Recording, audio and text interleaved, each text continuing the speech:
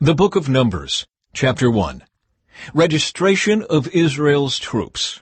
A year after Israel's departure from Egypt, the Lord spoke to Moses in the tabernacle in the wilderness of Sinai. On the first day of the second month of that year, he said, "From the whole community of Israel, record the names of all the warriors by their clans and families. List all the men 20 years old or older who are able to go to war. You and Aaron must register the troops, and you will be assisted by one family leader from each tribe. These are the tribes and the names of the leaders who will assist you. Reuben, Elizur, son of Shader. Simeon, Shelumiel, son of Zurishaddai. Judah, Nahshon, son of Amminadab. Issachar, Nethanel, son of Zuar. Zebulun, Eliab, son of Helon. Ephraim, son of Joseph. Elishama, son of Ammihud. Manasseh, son of Joseph. Gamaliel, son of Pedazur. Benjamin, Abidan, son of Gideoni. Dan, Ahiezer, son of Ammishaddai. Asher, Pagiel, son of Ochran. Gad, Eliasaph, son of Duel.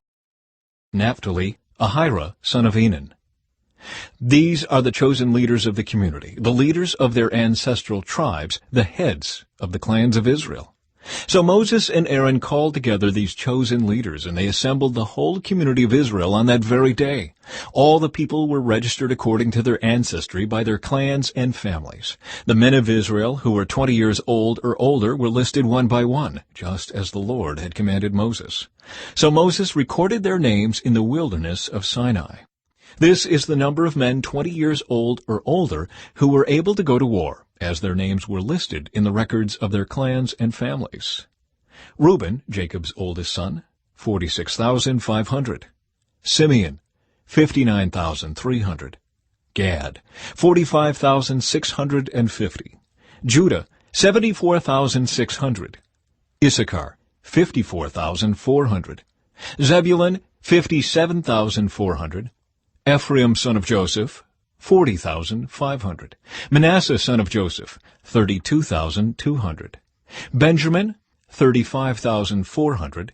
Dan, 62,700. Asher, 41,500. Naphtali, 53,400. These were the men registered by Moses and Aaron and the 12 leaders of Israel, all listed according to their ancestral descent. They were registered by families, all the men of Israel who were 20 years old or older and able to go to war. The total number was 603,550. But this total did not include the Levites. For the Lord had said to Moses, "Do not include the tribe of Levi in the registration. Do not count them with the rest of the Israelites. Put the Levites in charge of the tabernacle of the covenant, along with all its furnishings and equipment. They must carry the tabernacle and all its furnishings as you travel, and they must take care of it and camp around it.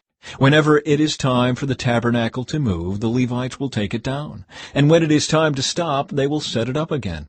But any unauthorized person who goes too near the tabernacle must be put to death. Each tribe of Israel will camp in a designated area with its own family banner. But the Levites will camp around the tabernacle of the covenant to protect the community of Israel from the Lord's anger. The Levites are responsible to stand guard around the tabernacle." So the Israelites did everything just as the Lord had commanded Moses. Chapter 2. Organization for Israel's camp. Then the Lord gave these instructions to Moses and Aaron. When the Israelites set up camp, each tribe will be assigned its own area. The tribal divisions will camp beneath their family banners on all four sides of the tabernacle, but at some distance from it. The divisions of Judah, Issachar, and Zebulun are to camp toward the sunrise on the east side of the tabernacle, beneath their family banners. These are the names of the tribes, their leaders, and the numbers of their registered troops.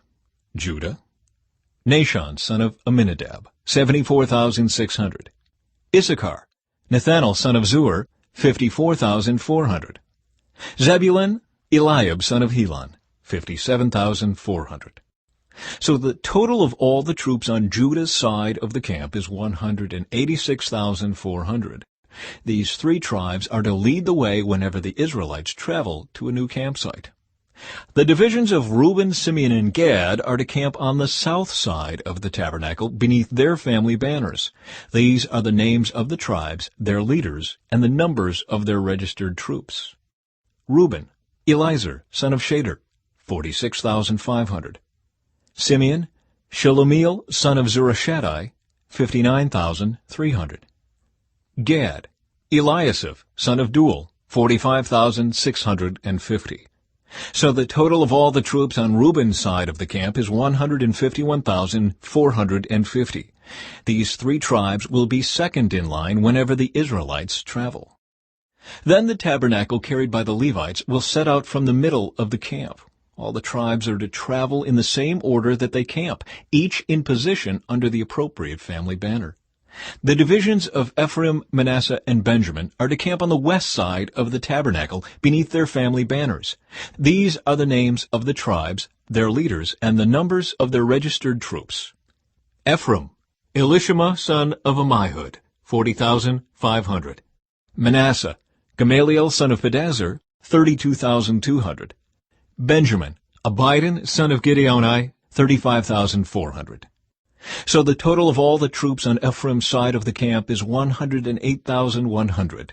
These three tribes will be third in line whenever the Israelites travel. The divisions of Dan, Asher, and Naphtali are to camp on the north side of the tabernacle beneath their family banners. These are the names of the tribes, their leaders, and the numbers of their registered troops. Dan, Ahizur, son of Ammishaddai, 62,700. Asher, Pagiel, son of Achran, 41,500. Naphtali, Ahira, son of Enan, 53,400. So the total of all the troops on Dan's side of the camp is 157,600. These three tribes will be last, marching under their banners whenever the Israelites travel. In summary, the troops of Israel listed by their families totaled 603,550. But as the Lord had commanded, the Levites were not included in this registration. So the people of Israel did everything as the Lord had commanded Moses. Each clan and family set up camp and marched under their banners exactly as the Lord had instructed them. Chapter 3. Levites appointed for service. This is the family line of Aaron and Moses, as it was recorded when the Lord spoke to Moses on Mount Sinai. The names of Aaron's sons were Nadab, the oldest, Abihu, Eleazar, and Ithamar. These sons of Aaron were anointed and ordained to minister as priests. But Nadab and Abihu died in the Lord's presence in the wilderness of Sinai when they burned before the Lord the wrong kind of fire, different than he had commanded. Since they had no sons, this left only Eleazar and Ithamar to serve as priests with their father Aaron. Then the Lord said to Moses, "Call forward the tribe of Levi and present them to Aaron the priest to serve as his assistants. They will serve Aaron and the whole community, performing their sacred duties in and around the tabernacle. They will also maintain all the furnishings of the sacred tent, serving in the tabernacle on behalf of all the Israelites. Assign the Levites to Aaron and his sons. They have been given from among all the people of Israel to serve as their assistants. Appoint Aaron and his sons to carry out the duties of the priesthood. But any unauthorized person who goes too near the sanctuary must be put to death." And the Lord said to Moses, "Look, I have chosen the Levites from among the Israelites to serve as substitutes for all the firstborn sons of the people of Israel. The Levites belong to me, for all the firstborn males are mine. On the day I struck down all the firstborn sons of the Egyptians, I set apart for myself all the firstborn in Israel, both of people and of animals. They are mine. I am the Lord." Registration of the Levites. The Lord spoke again to Moses in the wilderness of Sinai. He said, "Record the names of the members of the tribe of Levi by their families and clans. List every male who is 1 month old or older." So Moses listed them just as the Lord had commanded. Levi had 3 sons, whose names were Gershon, Kohath, and Merari. The clans descended from Gershon were named after 2 of his descendants, Libni and Shimei. The clans descended from Kohath were named after 4 of his descendants, Amram, Izhar, Hebron, and Uzziel. The clans descended from Merari were named after 2 of his descendants, Malai and Mushai. These were the Levite clans listed according to their family groups. The descendants of Gershon were composed of the clans descended from Libni and Shimei. There were 7,500 males 1 month old or older among these Gershonite clans. They were assigned the area to the west of the tabernacle for their camp. The leader of the Gershonite clans was Eliasaph, son of Lael. These two clans were responsible to care for the tabernacle, including the sacred tent with its layers of coverings, the curtain at its entrance, the curtains of the courtyard that surrounded the tabernacle and altar, the curtain at the courtyard entrance, the ropes, and all the equipment related to their use. The descendants of Kohath were composed of the clans descended from Amram, Izhar, Hebron, and Uzziel. There were 8,600 males 1 month old or older among these Kohathite clans. They were responsible for the care of the sanctuary, and they were assigned the area south of the tabernacle for their camp. The leader of the Kohathite clans was Elizaphan, son of Uzziel.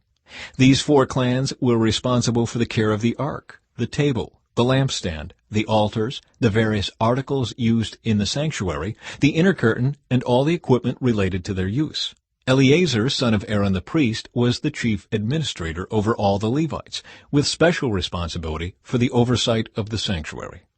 The descendants of Merari were composed of the clans descended from Malai and Mushai. There were 6,200 males 1 month old or older among these Merarite clans. They were assigned the area north of the tabernacle for their camp. The leader of the Merarite clans was Zuriel, son of Abihail. These 2 clans were responsible for the care of the frames supporting the tabernacle, the crossbars, the pillars, the bases, and all the equipment related to their use. They were also responsible for the posts of the courtyard and all their bases, pegs, and ropes. The area in front of the tabernacle in the east toward the sunrise was reserved for the tents of Moses and of Aaron and his sons, who had the final responsibility for the sanctuary on behalf of the people of Israel. Anyone other than a priest or Levite who went too near the sanctuary was to be put to death. When Moses and Aaron counted the Levite clans at the Lord's command, the total number was 22,000 males 1 month old or older. Redeeming the firstborn sons. Then the Lord said to Moses, "Now count all the firstborn sons in Israel who are 1 month old or older, and make a list of their names. The Levites must be reserved for me as substitutes for the firstborn sons of Israel. I am the Lord. And the Levites' livestock must be reserved for me as substitutes for the firstborn livestock of the whole nation of Israel." So Moses counted the firstborn sons of the people of Israel, just as the Lord had commanded. The number of firstborn sons who were 1 month old or older was 22,273. Then the Lord said to Moses, "Take the Levites as substitutes for the firstborn sons of the people of Israel, and take the livestock of the Levites as substitutes for the firstborn livestock of the people of Israel. The Levites belong to me. I am the Lord. There are 273 more firstborn sons of Israel than there are Levites. To redeem these extra firstborn sons, collect 5 pieces of silver for each of them, each piece weighing the same as the sanctuary shekel, which equals 20 gerahs. Give the silver to Aaron and his sons as the redemption price for the extra firstborn sons." So Moses collected the silver for redeeming the firstborn sons of Israel who exceeded the number of Levites. He collected 1,365 pieces of silver on behalf of these firstborn sons of Israel, each piece weighing the same as the sanctuary shekel. And Moses gave the silver for the redemption to Aaron and his sons, just as the Lord had commanded. Chapter 4. Duties of the Kohathite clan. Then the Lord said to Moses and Aaron, "Record the names of the members of the clans and families of the Kohathite division of the tribe of Levi. List all the men between the ages of 30 and 50 who are eligible to serve in the tabernacle. The duties of the Kohathites at the tabernacle will relate to the most sacred objects. When the camp moves, Aaron and his sons must enter the tabernacle first to take down the inner curtain and cover the Ark of the Covenant with it. Then they must cover the inner curtain with fine goatskin leather and spread over that a single piece of blue cloth. Finally, they must put the carrying poles of the ark in place. Next, they must spread a blue cloth over the table where the bread of the presence is displayed, and on the cloth they will place the bowls, pans, jars, pitchers, and the special bread. They must spread a scarlet cloth over all of this, and finally a covering of fine goatskin leather on top of the scarlet cloth. Then they must insert the carrying poles into the table. Next, they must cover the lampstand with a blue cloth, along with its lamps, lamp snuffers, trays, and special jars of olive oil. Then they must cover the lampstand and its accessories with fine goatskin leather and place the bundle on a carrying frame. Next, they must spread a blue cloth over the gold incense altar and cover this cloth with fine goatskin leather. Then they must attach the carrying poles to the altar. They must take all the remaining furnishings of the sanctuary and wrap them in a blue cloth, cover them with fine goatskin leather, and place them on the carrying frame. They must remove the ashes from the altar for sacrifices and cover the altar with a purple cloth. All the altar utensils, the fire pans, meat forks, shovels, basins, and all the containers must be placed on the cloth, and a covering of fine goatskin leather must be spread over them. Finally, they must put the carrying poles in place. The camp will be ready to move when Aaron and his sons have finished covering the sanctuary and all the sacred articles. The Kohathites will come and carry these things to the next destination, but they must not touch the sacred objects, or they will die. So these are the things from the tabernacle that the Kohathites must carry. Eleazar, son of Aaron the priest, will be responsible for the oil of the lampstand, the fragrant incense, the daily grain offering, and the anointing oil. In fact, Eleazar will be responsible for the entire tabernacle and everything in it, including the sanctuary and its furnishings. Then the Lord said to Moses and Aaron, "Do not let the Kohathite clans be destroyed from among the Levites. This is what you must do so they will live and not die when they approach the most sacred objects. Aaron and his sons must always go in with them and assign a specific duty or load to each person. The Kohathites must never enter the sanctuary to look at the sacred objects for even a moment, or they will die." Duties of the Gershonite clan. And the Lord said to Moses, "Record the names of the members of the clans and families of the Gershonite division of the tribe of Levi. List all the men between the ages of 30 and 50 who are eligible to serve in the tabernacle. These Gershonite clans will be responsible for general service and carrying loads. They must carry the curtains of the tabernacle itself with its coverings, the outer covering of fine goatskin leather, and the curtain for the tabernacle entrance. They are also to carry the curtains for the courtyard walls that surround the tabernacle and altar, the curtain across the courtyard entrance, the ropes, and all the equipment related to their use. The Gershonites are responsible for all these items. Aaron and his sons will direct the Gershonites regarding all their duties, whether it involves moving the equipment or doing other work. They must assign the Gershonites responsibility for the loads they are to carry. So these are the duties assigned to the Gershonite clans at the tabernacle. They will be directly responsible to Ithamar, son of Aaron the priest. Duties of the Merarite clan. Now record the names of the members of the clans and families of the Merarite division of the tribe of Levi. List all the men between the ages of 30 and 50 who are eligible to serve in the tabernacle. Their only duty at the tabernacle will be to carry loads. They will carry the frames of the tabernacle, the crossbars, the posts, and the bases. Also the posts for the courtyard walls, with their bases, pegs, and ropes, and all the accessories and everything else related to their use. Assign the various loads to each man by name. So these are the duties of the Merarite clans at the tabernacle. They are directly responsible to Ithamar, son of Aaron the priest. Summary of the registration. So Moses, Aaron, and the other leaders of the community listed the members of the Kohathite division by their clans and families. The list included all the men between 30 and 50 years of age who were eligible for service in the tabernacle, and the total number came to 2,750. So this was the total of all those from the Kohathite clans who were eligible to serve at the tabernacle. Moses and Aaron listed them just as the Lord had commanded through Moses. The Gershonite division was also listed by its clans and families. The list included all the men between 30 and 50 years of age who were eligible for service in the tabernacle, and the total number came to 2,630. So this was the total of all those from the Gershonite clans who were eligible to serve at the tabernacle. Moses and Aaron listed them just as the Lord had commanded. The Merarite division was also listed by its clans and families. The list included all the men between 30 and 50 years of age who were eligible for service in the tabernacle, and the total number came to 3,200. So this was the total of all those from the Merarite clans who were eligible for service. Moses and Aaron listed them just as the Lord had commanded through Moses. So Moses, Aaron, and the leaders of Israel listed all the Levites by their clans and families. All the men between 30 and 50 years of age who were eligible for service in the tabernacle and for its transportation numbered 8,580.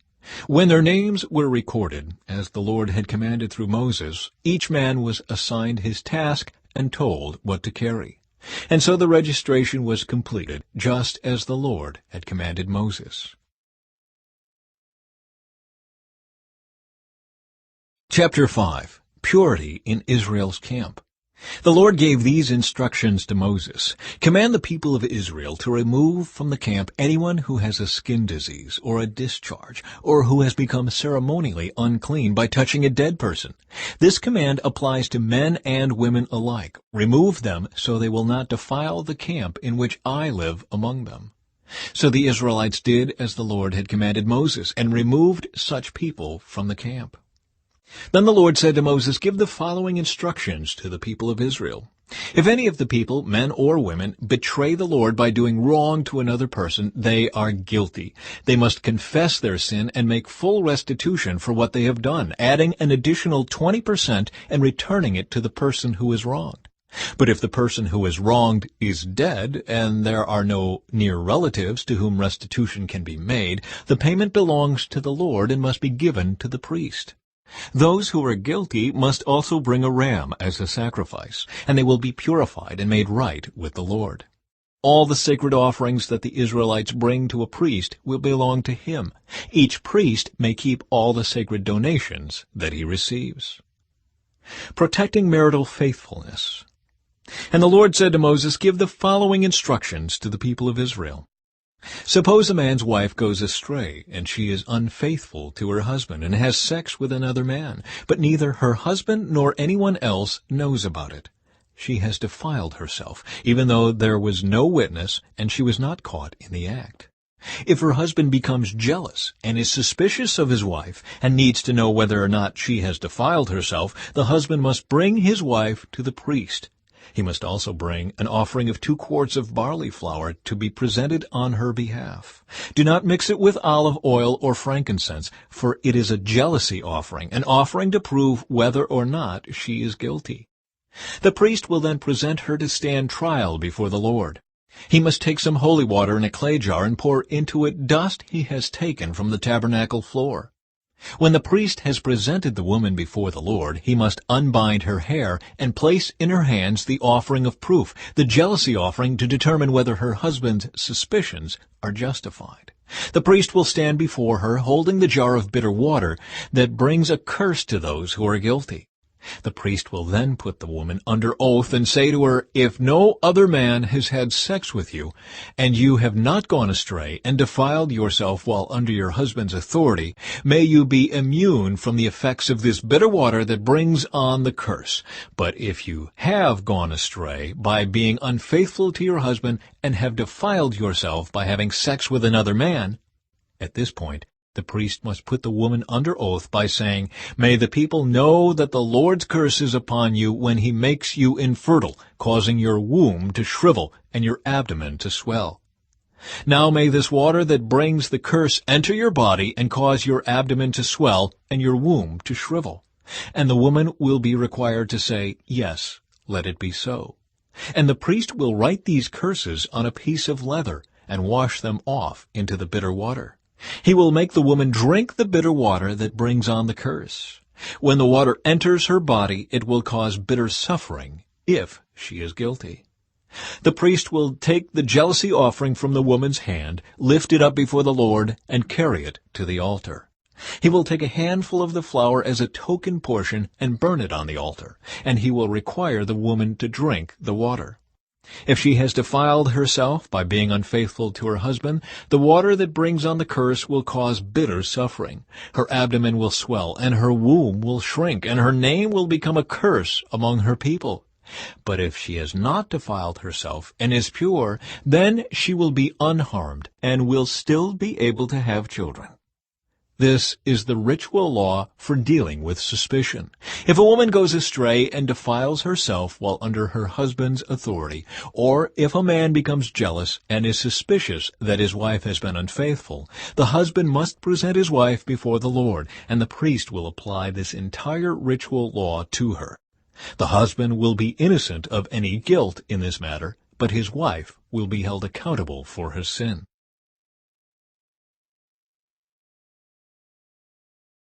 Chapter 6. Nazirite Laws.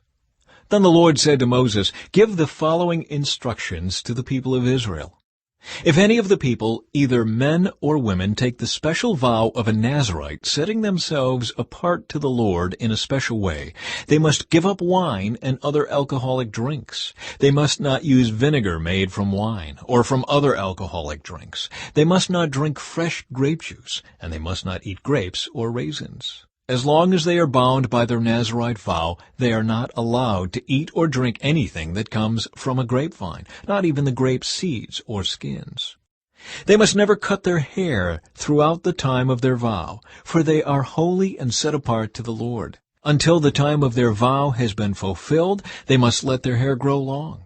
And they must not go near a dead body during the entire period of their vow to the Lord. Even if the dead person is their own father, mother, brother, or sister, they must not defile themselves, for the hair on their head is the symbol of their separation to God. This requirement applies as long as they are set apart to the Lord. If someone falls dead beside them, the hair they have dedicated will be defiled. They must wait for 7 days and then shave their heads. Then they will be cleansed from their defilement.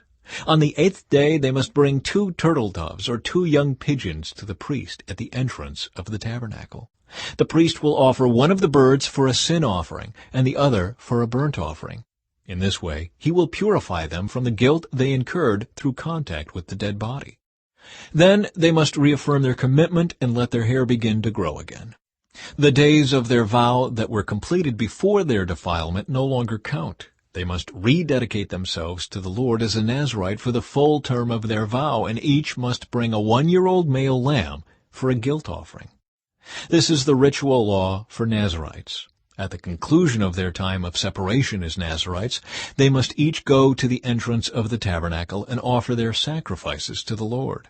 A 1-year-old male lamb without defect for a burnt offering, a 1-year-old female lamb without defect for a sin offering, a ram without defect for a peace offering, a basket of bread made without yeast, cakes of choice flour mixed with olive oil, and wafers spread with olive oil, along with their prescribed grain offerings and liquid offerings. The priest will present these offerings before the Lord, first the sin offering and the burnt offering, then the ram for a peace offering, along with the basket of bread made without yeast. The priest must also present the prescribed grain offering and liquid offering to the Lord. Then the Nazirites will shave their heads at the entrance of the tabernacle. They will take the hair that had been dedicated and place it on the fire beneath the peace offering sacrifice. After the Nazirite's head has been shaved, the priest will take for each of them the boiled shoulder of the ram, and he will take from the basket a cake and a wafer made without yeast. He will put them all into the Nazirite's hands. Then the priest will lift them up as a special offering before the Lord. These are holy portions for the priest, along with the breast of the special offering and the thigh of the sacred offering that are lifted up before the Lord. After this ceremony, the Nazirites may again drink wine. This is the ritual law of the Nazirites who vow to bring these offerings to the Lord. They may also bring additional offerings if they can afford it. And they must be careful to do whatever they vowed when they set themselves apart as Nazirites. The priestly blessing. Then the Lord said to Moses, "Tell Aaron and his sons to bless the people of Israel with this special blessing. May the Lord bless you and protect you. May the Lord smile on you and be gracious to you. May the Lord show you his favor and give you his peace. Whenever Aaron and his sons bless the people of Israel in my name, I myself will bless them." Chapter 7. Offerings of Dedication. On the day Moses set up the tabernacle, he anointed it and set it apart as holy. He also anointed and set apart all its furnishings and the altar with its utensils. Then the leaders of Israel, the tribal leaders who had registered the troops, came and brought their offerings. Together they brought 6 large wagons and 12 oxen. There was a wagon for every 2 leaders and an ox for each leader. They presented these to the Lord in front of the tabernacle. Then the Lord said to Moses, "Receive their gifts, and use these oxen and wagons for transporting the tabernacle. Distribute them among the Levites according to the work they have to do." So Moses took the wagons and oxen and presented them to the Levites. He gave 2 wagons and 4 oxen to the Gershonite division for their work, and he gave 4 wagons and 8 oxen to the Merarite division for their work. All their work was done under the leadership of Ithamar, son of Aaron the priest. But he gave none of the wagons or oxen to the Kohathite division, since they were required to carry the sacred objects of the tabernacle on their shoulders. The leaders also presented dedication gifts for the altar at the time it was anointed. They each placed their gifts before the altar. The Lord said to Moses, "Let one leader bring his gift each day for the dedication of the altar." On the first day, Nahshon, son of Amminadab, leader of the tribe of Judah, presented his offering.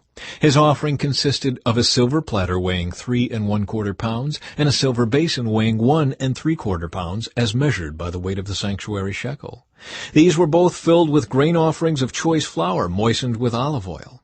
He also brought a gold container weighing 4 ounces, which was filled with incense. He brought a young bull, a ram, and a 1-year-old male lamb for a burnt offering, and a male goat for a sin offering. For a peace offering, he brought 2 bulls, 5 rams, 5 male goats, and 5 1-year-old male lambs. This was the offering brought by Nahshon, son of Amminadab. On the second day, Nethanel, son of Zuar, leader of the tribe of Issachar, presented his offering. His offering consisted of a silver platter weighing 3 1/4 pounds and a silver basin weighing 1 3/4 pounds, as measured by the weight of the sanctuary shekel. These were both filled with grain offerings of choice flour moistened with olive oil. He also brought a gold container weighing 4 ounces, which was filled with incense. He brought a young bull, a ram, and a 1-year-old male lamb for a burnt offering, and a male goat for a sin offering. For a peace offering, he brought 2 bulls, 5 rams, 5 male goats, and 5 1-year-old male lambs. This was the offering brought by Nethanel, son of Zuar. On the third day, Eliab, son of Helon, leader of the tribe of Zebulun, presented his offering. His offering consisted of a silver platter weighing 3 1/4 pounds and a silver basin weighing 1 3/4 pounds, as measured by the weight of the sanctuary shekel. These were both filled with grain offerings of choice flour moistened with olive oil. He also brought a gold container weighing 4 ounces, which was filled with incense. He brought a young bull, a ram, and a 1-year-old male lamb for a burnt offering, and a male goat for a sin offering. For a peace offering, he brought 2 bulls, 5 rams, 5 male goats, and 5 1-year-old male lambs. This was the offering brought by Eliab, son of Helon. On the fourth day, Eliezer, son of Shader, leader of the tribe of Reuben, presented his offering. His offering consisted of a silver platter weighing 3 1/4 pounds and a silver basin weighing 1 3/4 pounds, as measured by the weight of the sanctuary shekel. These were both filled with grain offerings of choice flour moistened with olive oil. He also brought a gold container weighing 4 ounces, which was filled with incense. He brought a young bull, a ram, and a 1-year-old male lamb for a burnt offering, and a male goat for a sin offering. For a peace offering, he brought 2 bulls, 5 rams, 5 male goats, and 5 1-year-old male lambs. This was the offering brought by Eliezer, son of Shader. On the fifth day, Shelomiel, son of Zurishaddai, leader of the tribe of Simeon, presented his offering. His offering consisted of a silver platter weighing 3 1/4 pounds and a silver basin weighing 1 3/4 pounds, as measured by the weight of the sanctuary shekel. These were both filled with grain offerings of choice flour moistened with olive oil. He also brought a gold container weighing 4 ounces, which was filled with incense. He brought a young bull, a ram, and a 1-year-old male lamb for a burnt offering, and a male goat for a sin offering. For a peace offering, he brought 2 bulls, 5 rams, 5 male goats, and 5 1-year-old male lambs. This was the offering brought by Shelomiel, son of Zurishaddai. On the 6th day, Eliasaph, son of Duel, leader of the tribe of Gad, presented his offering.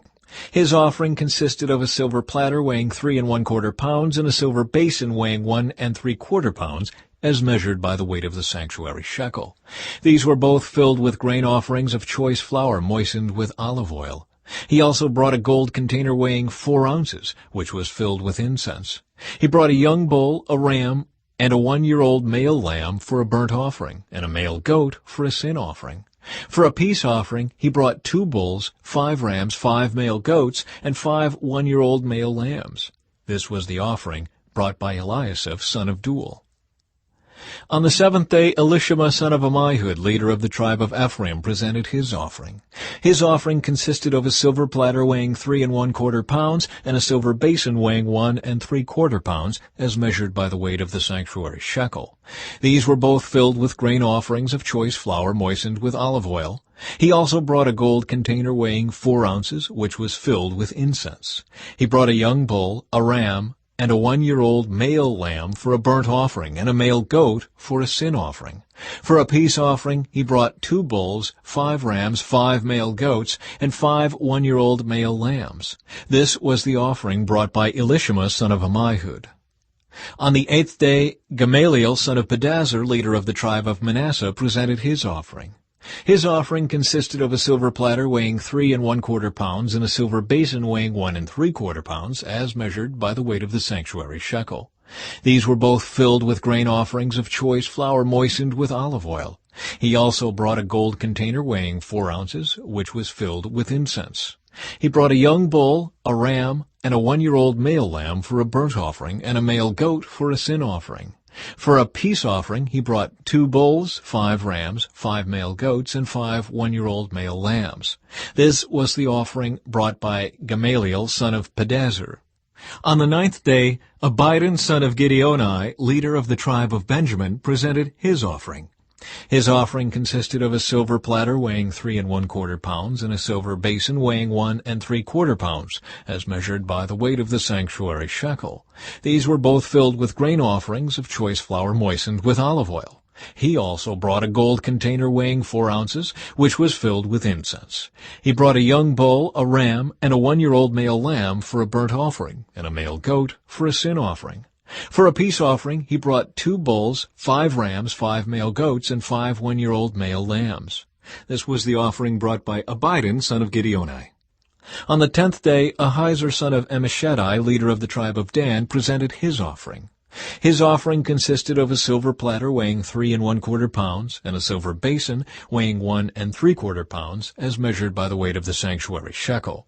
These were both filled with grain offerings of choice flour moistened with olive oil. He also brought a gold container weighing 4 ounces, which was filled with incense. He brought a young bull, a ram, and a 1-year-old male lamb for a burnt offering, and a male goat for a sin offering.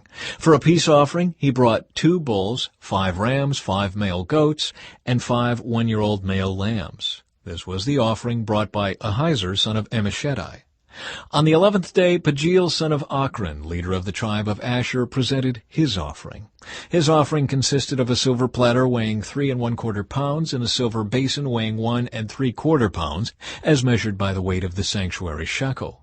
These were both filled with grain offerings of choice flour moistened with olive oil. He also brought a gold container weighing 4 ounces, which was filled with incense. He brought a young bull, a ram, and a 1-year-old male lamb for a burnt offering, and a male goat for a sin offering. For a peace offering, he brought 2 bulls, 5 rams, 5 male goats, and 5 1-year-old male lambs. This was the offering brought by Pagiel, son of Ochran. On the 12th day, Ahira, son of Enan, leader of the tribe of Naphtali, presented his offering. His offering consisted of a silver platter weighing 3 1/4 pounds and a silver basin weighing 1 3/4 pounds, as measured by the weight of the sanctuary shekel. These were both filled with grain offerings of choice flour moistened with olive oil. He also brought a gold container weighing 4 ounces, which was filled with incense. He brought a young bull, a ram, and a 1-year-old male lamb for a burnt offering, and a male goat for a sin offering. For a peace offering, he brought 2 bulls, 5 rams, 5 male goats, and 5 1-year-old male lambs. This was the offering brought by Ahira son of Enan. So this was the dedication offering brought by the leaders of Israel at the time the altar was anointed: 12 silver platters, 12 silver basins, and 12 gold incense containers. Each silver platter weighed 3 1/4 pounds, and each silver basin weighed 1 3/4 pounds. The total weight of the silver was 60 pounds, as measured by the weight of the sanctuary shekel. Each of the 12 gold containers that was filled with incense weighed 4 ounces, as measured by the weight of the sanctuary shekel. The total weight of the gold was 3 pounds. 12 young bulls, 12 rams, and 12 1-year-old male lambs were donated for the burnt offerings, along with their prescribed grain offerings. 12 male goats were brought for the sin offerings. 24 bulls, 60 rams, 60 male goats, and 60 1-year-old male lambs were donated for the peace offerings. This was the dedication offering for the altar after it was anointed. Whenever Moses went into the tabernacle to speak with the Lord, he heard the voice speaking to him from between the 2 cherubim above the ark's cover, the place of atonement, that rests on the ark of the covenant. The Lord spoke to him from there.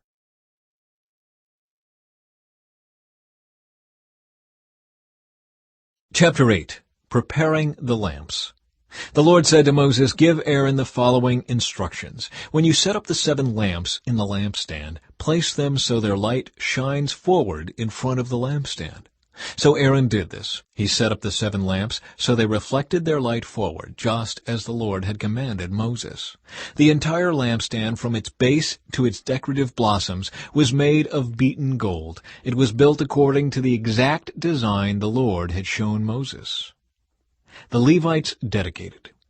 Then the Lord said to Moses, "Now set the Levites apart from the rest of the people of Israel and make them ceremonially clean. Do this by sprinkling them with the water of purification, and have them shave their entire body and wash their clothing. Then they will be ceremonially clean. Have them bring a young bull and a grain offering of choice flour moistened with olive oil, along with a second young bull for a sin offering. Then assemble the whole community of Israel and present the Levites at the entrance of the tabernacle. When you present the Levites before the Lord, the people of Israel must lay their hands on them. Raising his hands, Aaron must then present the Levites to the Lord as a special offering from the people of Israel, thus dedicating them to the Lord's service.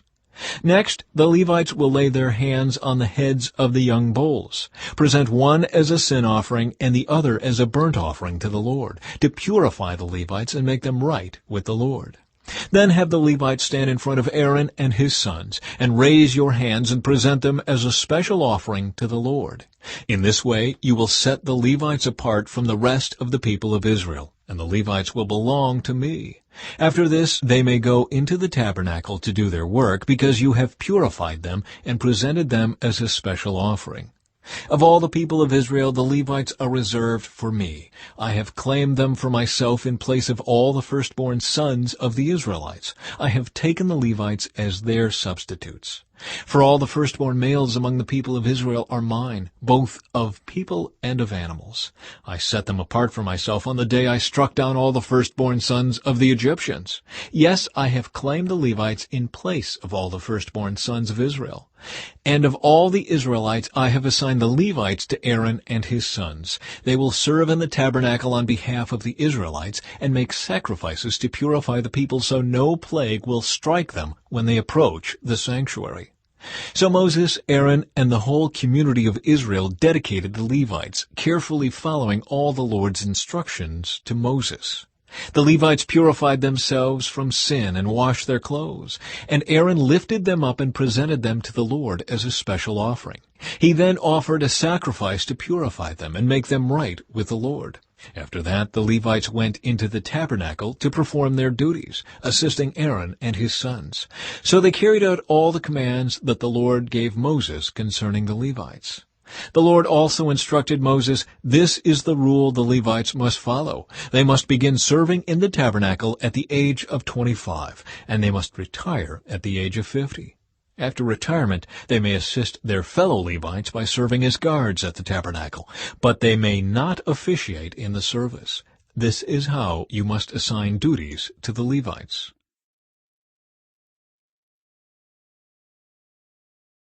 Chapter 9. The Second Passover. A year after Israel's departure from Egypt, the Lord spoke to Moses in the wilderness of Sinai. In the first month of that year, he said, "Tell the Israelites to celebrate the Passover at the prescribed time, at twilight, on the 14th day of the first month. Be sure to follow all my decrees and regulations concerning this celebration." So Moses told the people to celebrate the Passover in the wilderness of Sinai as twilight fell on the 14th day of the month. And they celebrated the festival there, just as the Lord had commanded Moses. But some of the men had been ceremonially defiled by touching a dead body, so they could not celebrate the Passover that day. They came to Moses and Aaron that day and said, "We have become ceremonially unclean by touching a dead body, but why should we be prevented from presenting the Lord's offering at the proper time with the rest of the Israelites?" Moses answered, "Wait here until I have received instructions for you from the Lord." This was the Lord's reply to Moses. "Give the following instructions to the people of Israel. If any of the people now or in future generations are ceremonially unclean at Passover time because of touching a dead body, or if they are on a journey and cannot be present at the ceremony, they may still celebrate the Lord's Passover. They must offer the Passover sacrifice 1 month later at twilight on the 14th day of the second month. They must eat the Passover lamb at that time with bitter salad greens and bread made without yeast. They must not leave any of the lamb until the next morning, and they must not break any of its bones. They must follow all the normal regulations concerning the Passover. But those who neglect to celebrate the Passover at the regular time, even though they are ceremonially clean and not away on a trip, will be cut off from the community of Israel. If they fail to present the Lord's offering at the proper time, they will suffer the consequences of their guilt. And if foreigners living among you want to celebrate the Passover to the Lord, they must follow these same decrees and regulations. The same laws apply both to native-born Israelites and to the foreigners living among you. The fiery cloud. On the day the tabernacle was set up, the cloud covered it. But from evening until morning, the cloud over the tabernacle looked like a pillar of fire. This was the regular pattern. At night, the cloud that covered the tabernacle had the appearance of fire. Whenever the cloud lifted from over the sacred tent, the people of Israel would break camp and follow it. And wherever the cloud settled, the people of Israel would set up camp. In this way, they traveled and camped at the Lord's command wherever He told them to go. Then they remained in their camp as long as the cloud stayed over the tabernacle. If the cloud remained over the tabernacle for a long time, the Israelites stayed and performed their duty to the Lord. Sometimes the cloud would stay over the tabernacle for only a few days, so the people would stay for only a few days, as the Lord commanded. Then, at the Lord's command, they would break camp and move on. Sometimes the cloud stayed only overnight and lifted the next morning. But day or night, when the cloud lifted, the people broke camp and moved on. Whether the cloud stayed above the tabernacle for 2 days, a month, or a year, the people of Israel stayed in camp and did not move on. But as soon as it lifted, they broke camp and moved on. So they camped or traveled at the Lord's command, and they did whatever the Lord told them through Moses. Chapter 10. The Silver Trumpets. Now the Lord said to Moses, "Make 2 trumpets of hammered silver for calling the community to assemble, and for signaling the breaking of camp. When both trumpets are blown, everyone must gather before you at the entrance of the tabernacle. But if only 1 trumpet is blown, then only the leaders, the heads of the clans of Israel, must present themselves to you. When you sound the signal to move on, the tribes camped on the east side of the tabernacle must break camp and move forward. When you sound the signal a second time, the tribes camped on the south will follow. You must sound short blasts as the signal for moving on. But when you call the people to an assembly, blow the trumpets with a different signal. Only the priests, Aaron's descendants, are allowed to blow the trumpets. This is a permanent law for you to be observed from generation to generation. When you arrive in your own land and go to war against your enemies who attack you, sound the alarm with the trumpets. Then the Lord your God will remember you and rescue you from your enemies. Blow the trumpets in times of gladness, too, sounding them at your annual festivals and at the beginning of each month. And blow the trumpets over your burnt offerings and peace offerings. The trumpets will remind the Lord your God of his covenant with you. I am the Lord your God. The Israelites leave Sinai. In the 2nd year after Israel's departure from Egypt, on the 20th day of the 2nd month, the cloud lifted from the tabernacle of the covenant. So the Israelites set out from the wilderness of Sinai and traveled on from place to place until the cloud stopped in the wilderness of Paran. When the people set out for the first time, following the instructions the Lord had given through Moses, Judah's troops led the way. They marched behind their banner, and their leader was Nahshon, son of Amminadab. They were joined by the troops of the tribe of Issachar, led by Nathanael, son of Zor, and the troops of the tribe of Zebulun, led by Eliab, son of Helon. Then the tabernacle was taken down, and the Gershonite and Merarite divisions of the Levites were next in the line of march, carrying the tabernacle with them. Reuben's troops went next, marching behind their banner. Their leader was Eliezer, son of Shedar. They were joined by the troops of the tribe of Simeon, led by Shelomiel, son of Zurishaddai, and the troops of the tribe of Gad, led by Eliasaph, son of Duel. Next came the Kohathite division of the Levites carrying the sacred objects from the tabernacle. Before they arrived at the next camp, the tabernacle would already be set up at its new location.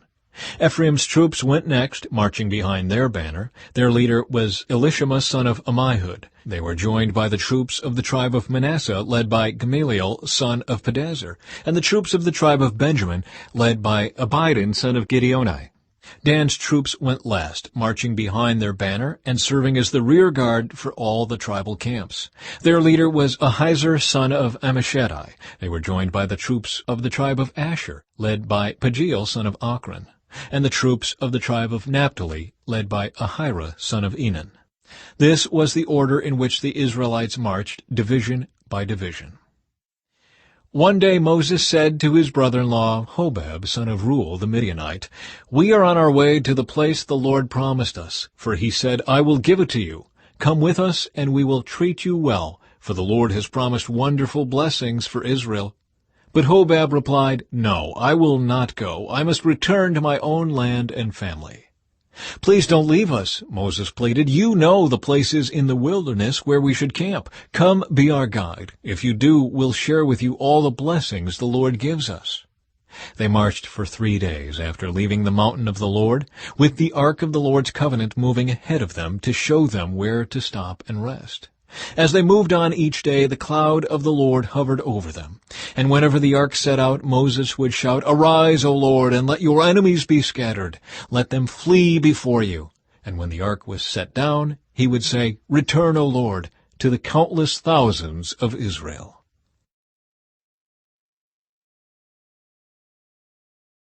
Chapter 11. The people complain to Moses. Soon the people began to complain about their hardship, and the Lord heard everything they said. Then the Lord's anger blazed against them, and he set a fire to rage among them, and he destroyed some of the people in the outskirts of the camp.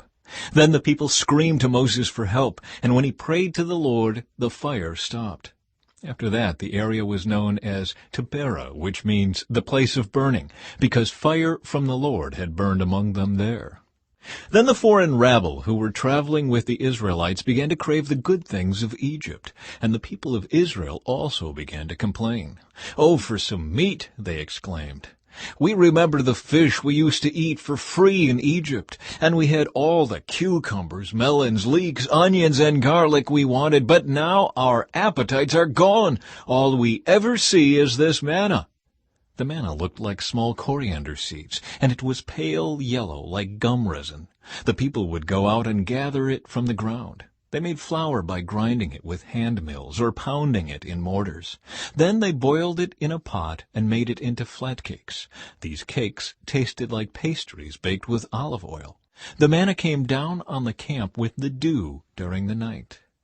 Moses heard all the family standing in the doorways of their tents whining, and the Lord became extremely angry. Moses was also very aggravated. And Moses said to the Lord, "Why are you treating me, your servant, so harshly? Have mercy on me. What did I do to deserve the burden of all these people?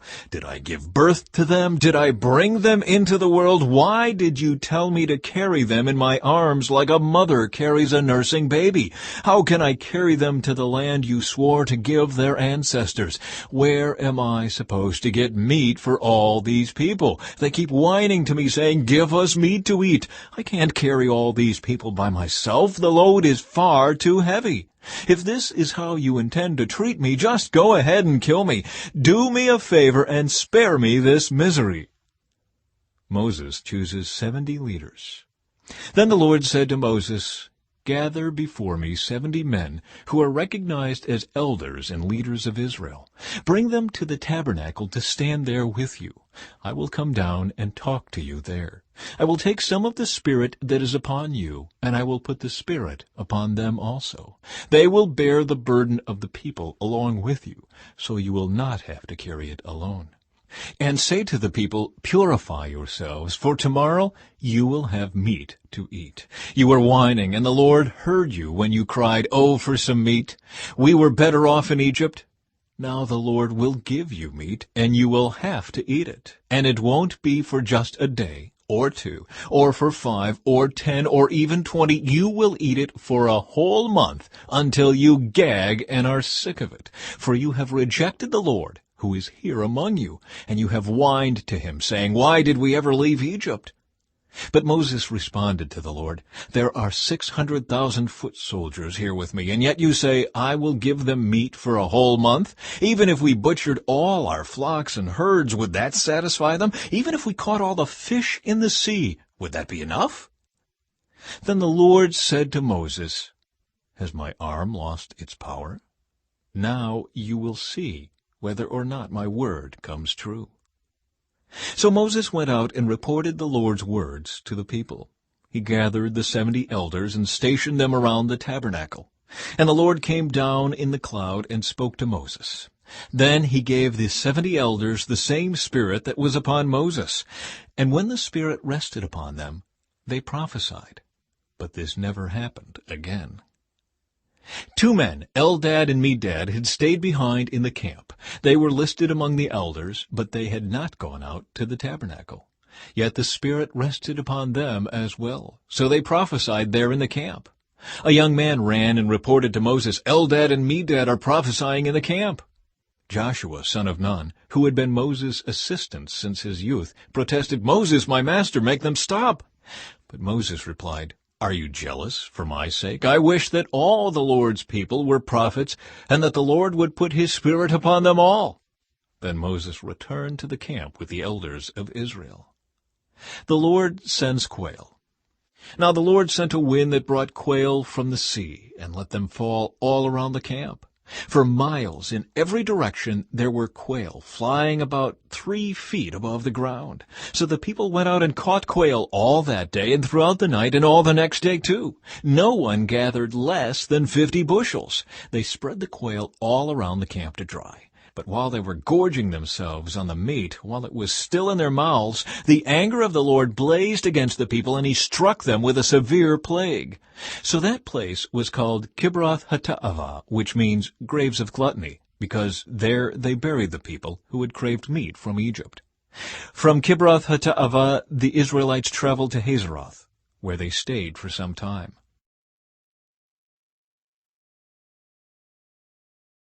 Chapter 12. The complaints of Miriam and Aaron.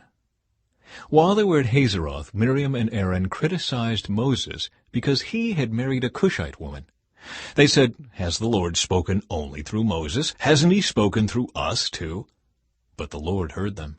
Now Moses was very humble, more humble than any other person on earth. So immediately the Lord called to Moses, Aaron, and Miriam and said, Go out to the tabernacle, all three of you." So the three of them went to the tabernacle. Then the Lord descended in the pillar of cloud and stood at the entrance of the tabernacle. "Aaron and Miriam," he called, and they stepped forward. And the Lord said to them, "Now listen to what I say.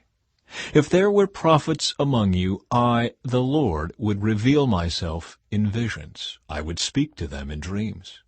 But not with my servant Moses. Of all my house, he is the one I trust. I speak to him face to face, clearly, and not in riddles. He sees the Lord as he is. So why were you not afraid to criticize my servant Moses?" The Lord was very angry with them, and he departed. As the cloud moved from above the tabernacle, there stood Miriam, her skin as white as snow from leprosy. When Aaron saw what had happened to her, he cried out to Moses, "Oh, my master, please don't punish us for this sin we have so foolishly committed. Don't let her be like a stillborn baby, already decayed at birth." So Moses cried out to the Lord, "Oh God, I beg you, please heal her."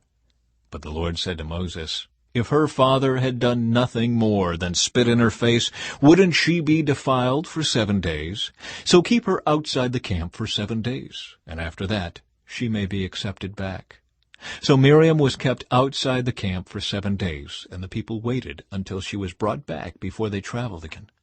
Then they left Hazeroth and camped in the wilderness of Paran. Chapter 13. 12 Scouts Explore Canaan.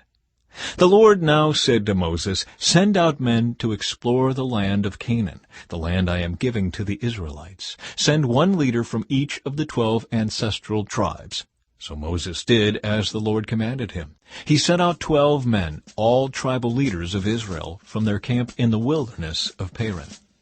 These were the tribes and the names of their leaders: Reuben, Shemua, son of Zachar; Simeon, Shaphat, son of Hori; Judah, Caleb, son of Jephunneh; Issachar, Igal, son of Joseph; Ephraim, Hoshea, son of Nun; Benjamin, Palti, son of Raphu; Zebulun, Gadil, son of Sadai; Manasseh, son of Joseph; Gadi, son of Susai; Dan, Amiel, son of Gamali; Asher, Sethur, son of Michael; Naphtali, Nabai, son of Vopsi; Gad, Guel, son of Machai. These are the names of the men Moses sent out to explore the land. Moses called Hoshea, son of Nun, by the name Joshua. Moses gave the men these instructions as he sent them out to explore the land.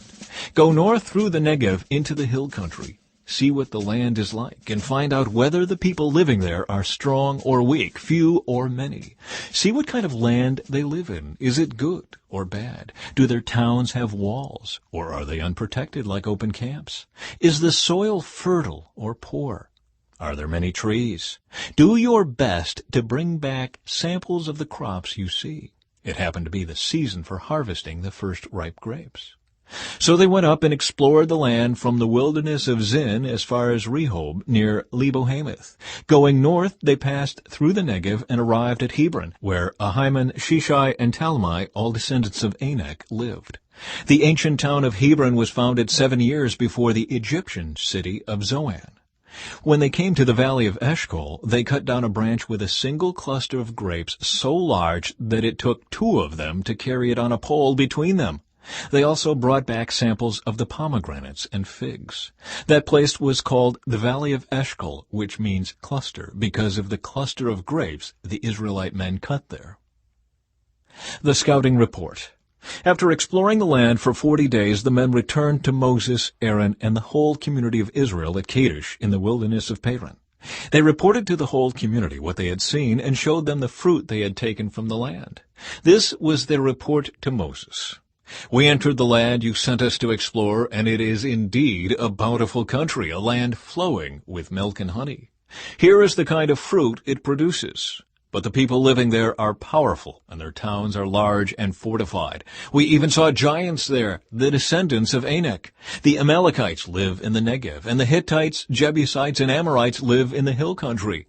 The Canaanites live along the coast of the Mediterranean Sea and along the Jordan Valley. But Caleb tried to quiet the people as they stood before Moses. "Let's go at once to take the land," he said. "We can certainly conquer it."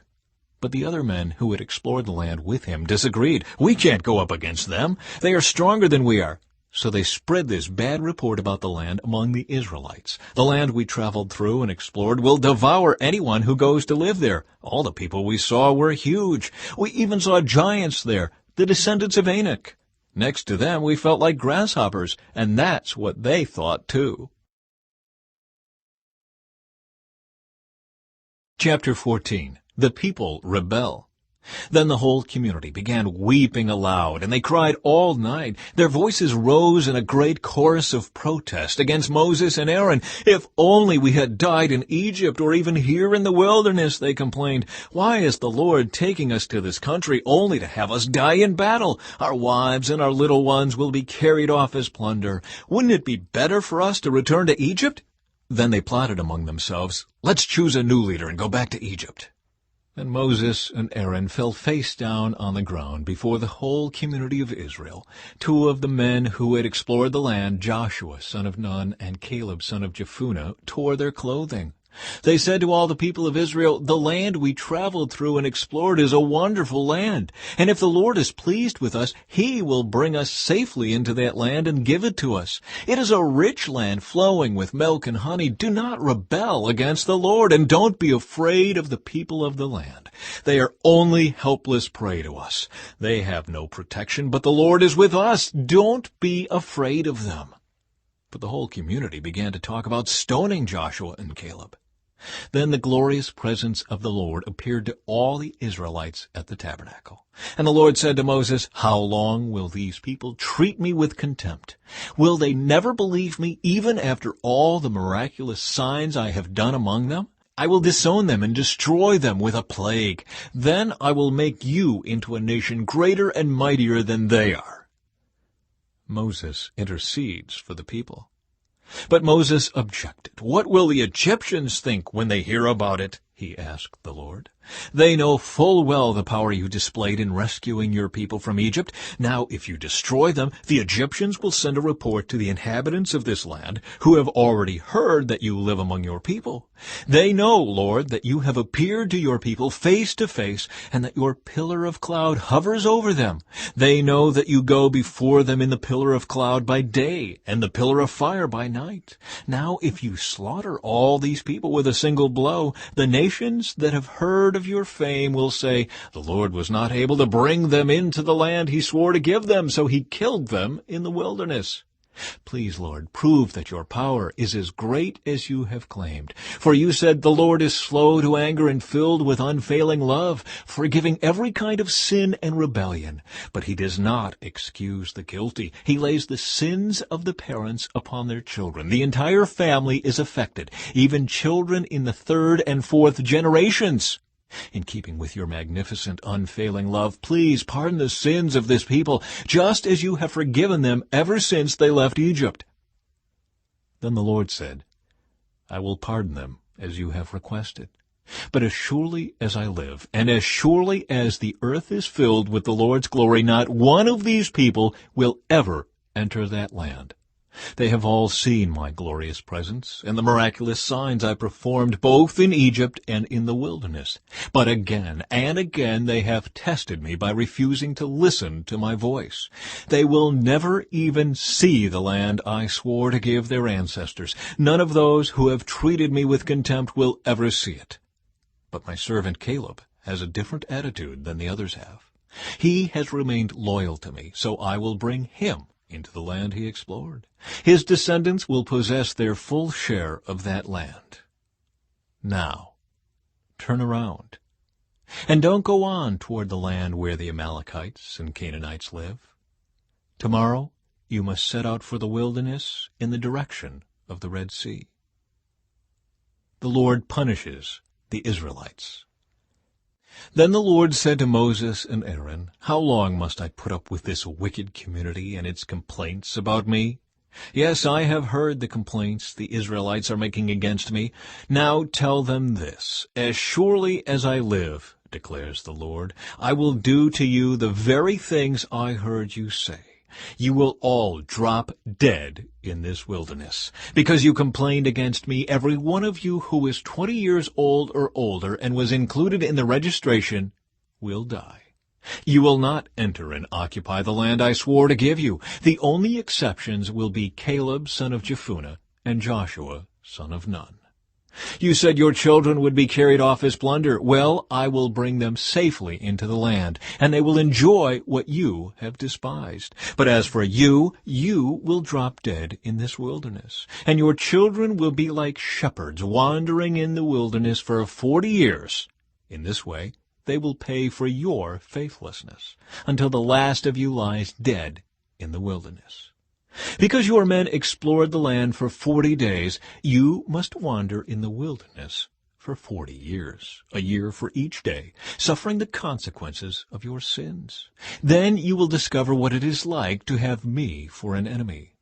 I, the Lord, have spoken. I will certainly do these things to every member of the community who has conspired against me. They will be destroyed here in this wilderness, and here they will die.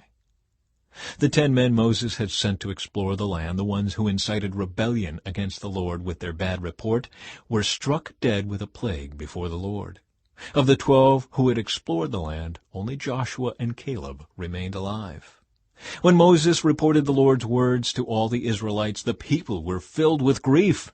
Then they got up early the next morning and went to the top of the range of hills. "Let's go," they said. "We realize that we have sinned, but now we are ready to enter the land the Lord has promised us." But Moses said, "Why are you now disobeying the Lord's orders to return to the wilderness? It won't work. Do not go up into the land now. You will only be crushed by your enemies, because the Lord is not with you. When you face the Amalekites and Canaanites in battle, you will be slaughtered. The Lord will abandon you because you have abandoned the Lord." But the people defiantly pushed ahead toward the hill country, even though neither Moses nor the Ark of the Lord's covenant left the camp. Then the Amalekites and the Canaanites who lived in those hills came down and attacked them and chased them back as far as Hormah.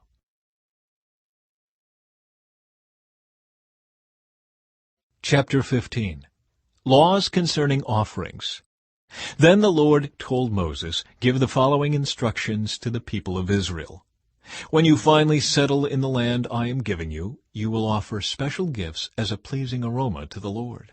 These gifts may take the form of a burnt offering, a sacrifice to fulfill a vow, a voluntary offering, or an offering at any of your annual festivals, and they may be taken from your herds of cattle or your flocks of sheep and goats. When you present these offerings, you must also give the Lord a grain offering of 2 quarts of choice flour mixed with 1 quart of olive oil. For each lamb offered as a burnt offering or a special sacrifice, you must also present 1 quart of wine as a liquid offering. If the sacrifice is a ram, give a grain offering of 4 quarts of choice flour mixed with 1/3 of a gallon of olive oil, and give 1/3 of a gallon of wine as a liquid offering. This will be a pleasing aroma to the Lord. When you present a young bull as a burnt offering, or as a sacrifice to fulfill a vow, or as a peace offering to the Lord, you must also give a grain offering of 6 quarts of choice flour mixed with 2 quarts of olive oil, and give 2 quarts of wine as a liquid offering. This will be a special gift, a pleasing aroma to the Lord. Each sacrifice of a bull, ram, lamb, or young goat should be prepared in this way. Follow these instructions with each offering you present. All of you native-born Israelites must follow these instructions when you offer a special gift as a pleasing aroma to the Lord. And if any foreigners visit you or live among you and want to present a special gift as a pleasing aroma to the Lord, they must follow these same procedures. Native-born Israelites and foreigners are equal before the Lord and are subject to the same decrees. This is a permanent law for you to be observed from generation to generation. The same instructions and regulations will apply both to you and to the foreigners living among you. Then the Lord said to Moses, "Give the following instructions to the people of Israel. When you arrive in the land where I am taking you, and you eat the crops that grow there, you must set some aside as a sacred offering to the Lord. Present a cake from the first of the flour you grind, and set it aside as a sacred offering, as you do with the first grain from the threshing floor. Throughout the generations to come, you are to present a sacred offering to the Lord each year from the first of your ground flour.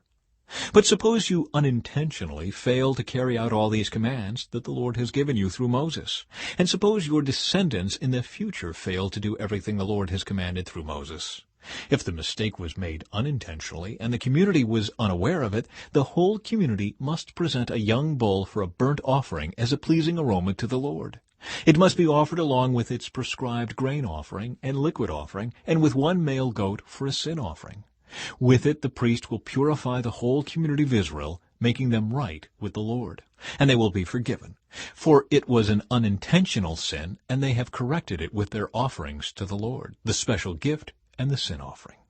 The whole community of Israel will be forgiven, including the foreigners living among you, for all the people were involved in the sin. If one individual commits an unintentional sin, the guilty person must bring a 1-year-old female goat for a sin offering. The priest will sacrifice it to purify the guilty person before the Lord, and that person will be forgiven.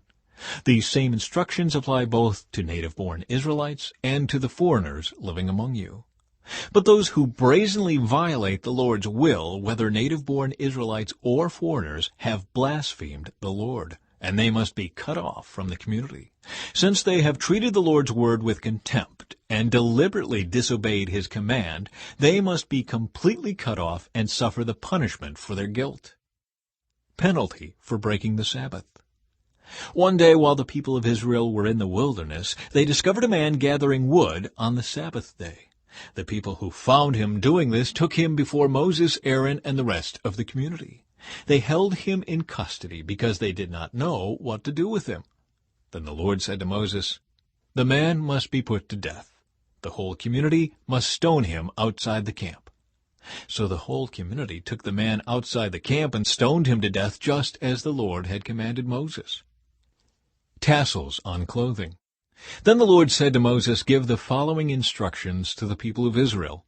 Throughout the generations to come, you must make tassels for the hems of your clothing and attach them with a blue cord. When you see the tassels, you will remember and obey all the commands of the Lord instead of following your own desires and defiling yourselves as you are prone to do. The tassels will help you remember that you must obey all my commands and be holy to your God. I am the Lord your God, who brought you out of the land of Egypt that I might be your God. I am the Lord your God." Chapter 16. Korah's Rebellion. One day Korah, son of Izhar, a descendant of Kohath, son of Levi, conspired with Dathan and Abiram, the sons of Eliab, and On, son of Peleth, from the tribe of Reuben. They incited a rebellion against Moses, along with 250 other leaders of the community, all prominent members of the assembly. They united against Moses and Aaron and said, "You have gone too far. The whole community of Israel has been set apart by the Lord, and he is with all of us. What right do you have to act as though you are greater than the rest of the Lord's people?" When Moses heard what they were saying, he fell face down on the ground. Then he said to Korah and his followers, "Tomorrow morning the Lord will show us who belongs to him and who is holy. The Lord will allow only those whom he selects to enter his own presence. Korah, you and all your followers must prepare your incense burners, light fires in them tomorrow, and burn incense before the Lord. Then we will see whom the Lord chooses as his Holy One. You Levites are the ones who have gone too far." Then Moses spoke again to Korah, "Now listen, you Levites. Does it seem insignificant to you that the God of Israel has chosen you from among all the community of Israel to be near him, so you can serve in the Lord's tabernacle and stand before the people to minister to them? Korah, he has already given this special ministry to you and your fellow Levites. Are you now demanding the priesthood as well? The Lord is the one you and your followers are really revolting against. For who is Aaron that you are complaining about him?" Then Moses summoned Dathan and Abiram, the sons of Eliab. But they replied, "We refuse to come before you. Isn't it enough that you brought us out of Egypt, a land flowing with milk and honey, to kill us here in this wilderness, and that you now treat us like your subjects? What's more, you haven't brought us into another land flowing with milk and honey. You haven't given us a new homeland with fields and vineyards. Are you trying to fool these men? We will not come." Then Moses became very angry and said to the Lord, "Do not accept their grain offerings. I have not taken so much as a donkey from them, and I have never hurt a single one of them." And Moses said to Korah, "You and all your followers must come here tomorrow and present yourselves before the Lord. Aaron will also be here. You and each of your 250 followers must prepare an incense burner and put incense on it, so you can all present them before the Lord. Aaron will also bring his incense burner." So each of these men prepared an incense burner, lit the fire, and placed incense on it. Then they all stood at the entrance of the tabernacle with Moses and Aaron. Meanwhile, Korah had stirred up the entire community against Moses and Aaron, and they all gathered at the tabernacle entrance. Then the glorious presence of the Lord appeared to the whole community. And the Lord said to Moses and Aaron, "Get away from all these people, so that I may instantly destroy them." But Moses and Aaron fell face down on the ground. "O God," they pleaded, "you are the God who gives breath to all creatures. Must you be angry with all the people when only one man sins?" And the Lord said to Moses, "Then tell all the people to get away from the tents of Korah, Dathan, and Abiram." So Moses got up and rushed over to the tents of Dathan and Abiram, followed by the elders of Israel. "Quick," he told the people, "get away from the tents of these wicked men and don't touch anything that belongs to them. If you do, you will be destroyed for their sins." So all the people stood back from the tents of Korah, Dathan, and Abiram. Then Dathan and Abiram came out and stood at the entrances of their tents, together with their wives and children and little ones. And Moses said, "This is how you will know that the Lord has sent me to do all these things that I have done, for I have not done them on my own. If these men die a natural death, or if nothing unusual happens, then the Lord has not sent me. But if the Lord does something entirely new, and the ground opens its mouth and swallows them and all their belongings, and they go down alive into the grave, then you will know that these men have shown contempt for the Lord." He had hardly finished speaking the words when the ground suddenly split open beneath them. The earth opened its mouth and swallowed the men, along with their households and all their followers who were standing with them, and everything they owned. So they went down alive into the grave along with all their belongings. The earth closed over them, and they all vanished from among the people of Israel. All the people around them fled when they heard their screams. "The earth will swallow us too," they cried. Then fire blazed forth from the Lord and burned up the 250 men who were offering incense.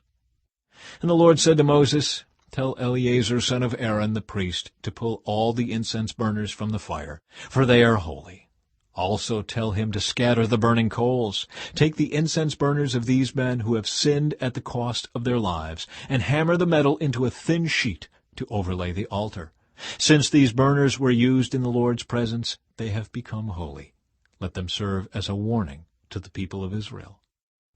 So Eleazar the priest collected the 250 bronze incense burners that had been used by the men who died in the fire, and he hammered them into a thin sheet to overlay the altar. This would warn the Israelites that no unauthorized person, no one who was not a descendant of Aaron, should ever enter the Lord's presence to burn incense. If anyone did, the same thing would happen to him as happened to Korah and his followers. So the Lord's instructions to Moses were carried out. But the very next morning, the whole community of Israel began muttering again against Moses and Aaron, saying, "You have killed the Lord's people." As the community gathered to protest against Moses and Aaron, they turned toward the tabernacle and saw that the cloud had covered it, and the glorious presence of the Lord appeared. Moses and Aaron came and stood in front of the tabernacle, and the Lord said to Moses, "Get away from all these people, so that I can instantly destroy them." But Moses and Aaron fell face down on the ground. And Moses said to Aaron, "Quick, take an incense burner and place burning coals on it from the altar. Lay incense on it and carry it out among the people to purify them and make them right with the Lord. The Lord's anger is blazing against them. The plague has already begun." Aaron did as Moses told him and ran out among the people.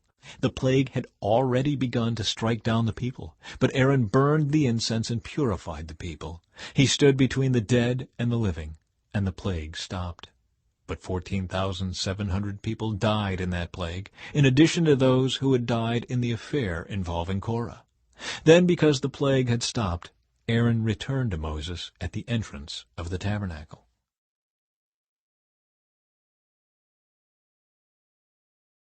Chapter 17. The budding of Aaron's staff. Then the Lord said to Moses, "Tell the people of Israel to bring you 12 wooden staffs, one from each leader of Israel's ancestral tribes, and inscribe each leader's name on his staff. Inscribe Aaron's name on the staff of the tribe of Levi, for there must be one staff for the leader of each ancestral tribe. Place these staffs in the tabernacle in front of the ark containing the tablets of the covenant, where I meet with you. Buds will sprout on the staff belonging to the man I choose. Then I will finally put an end to the people's murmuring and complaining against you." So Moses gave the instructions to the people of Israel, and each of the 12 tribal leaders, including Aaron, brought Moses a staff. Moses placed the staffs in the Lord's presence in the tabernacle of the covenant. When he went into the tabernacle of the covenant the next day, he found that Aaron's staff, representing the tribe of Levi, had sprouted, budded, blossomed, and produced ripe almonds. When Moses brought all the staffs out from the Lord's presence, he showed them to the people. Each man claimed his own staff, and the Lord said to Moses, "Place Aaron's staff permanently before the Ark of the Covenant, to serve as a warning to rebels. This should put an end to their complaints against me and prevent any further deaths."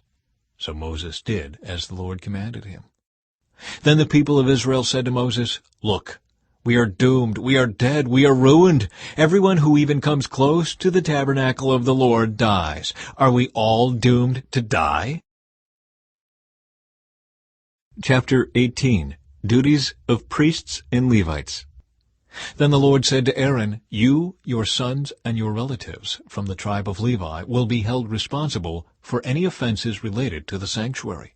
But you and your sons alone will be held responsible for violations connected with the priesthood.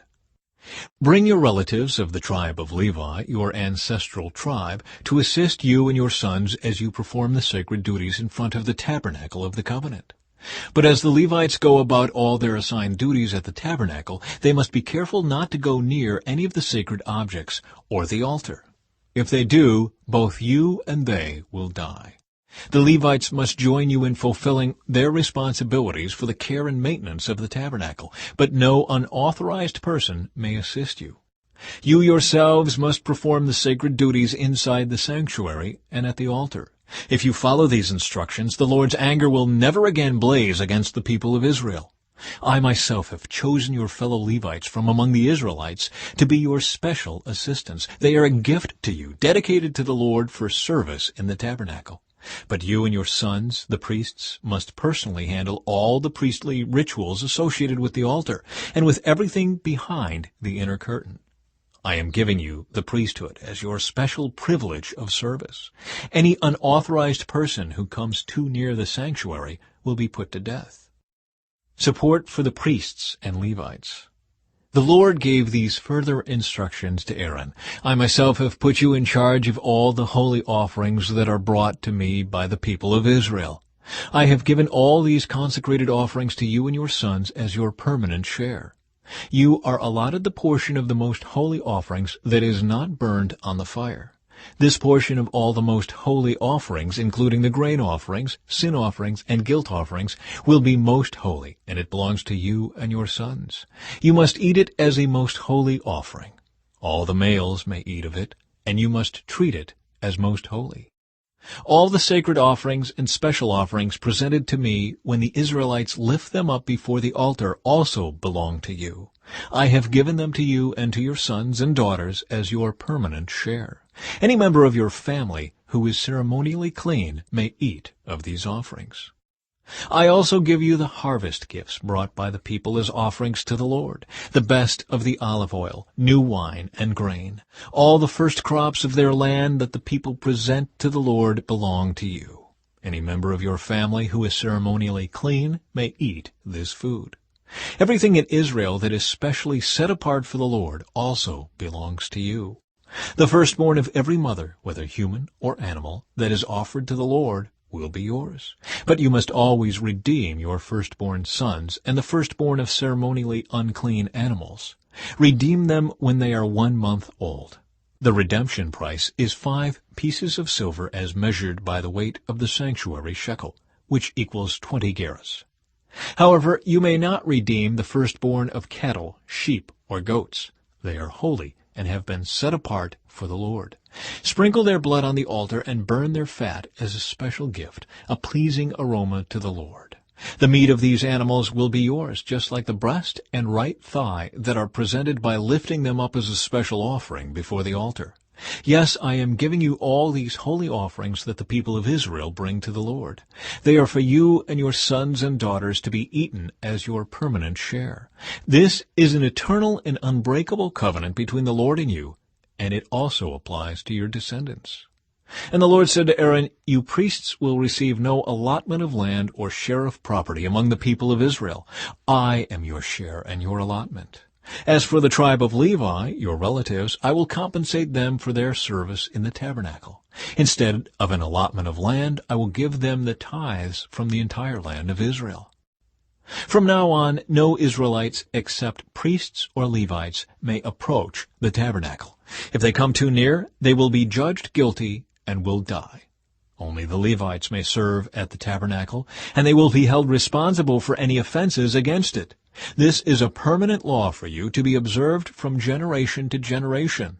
The Levites will receive no allotment of land among the Israelites, because I have given them the Israelites' tithes, which have been presented as sacred offerings to the Lord. This will be the Levites' share. That is why I said they would receive no allotment of land among the Israelites.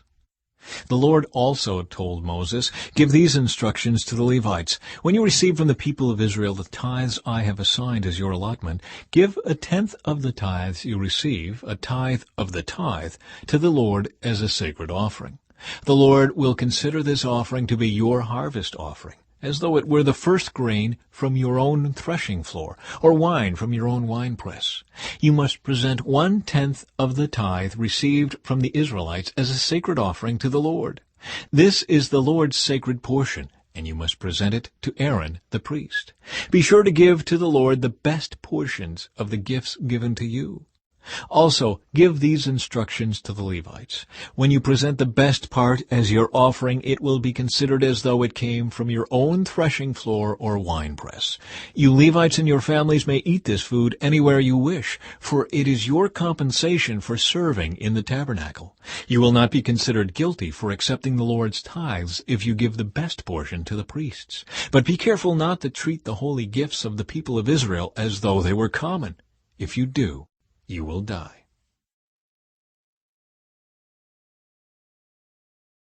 Chapter 19. The Water of Purification. The Lord said to Moses and Aaron, here is another legal requirement commanded by the Lord. Tell the people of Israel to bring you a red heifer, a perfect animal that has no defects and has never been yoked to a plow. Give it to Eleazar the priest, and it will be taken outside the camp and slaughtered in his presence. Eleazar will take some of its blood on his finger and sprinkle it 7 times toward the front of the tabernacle.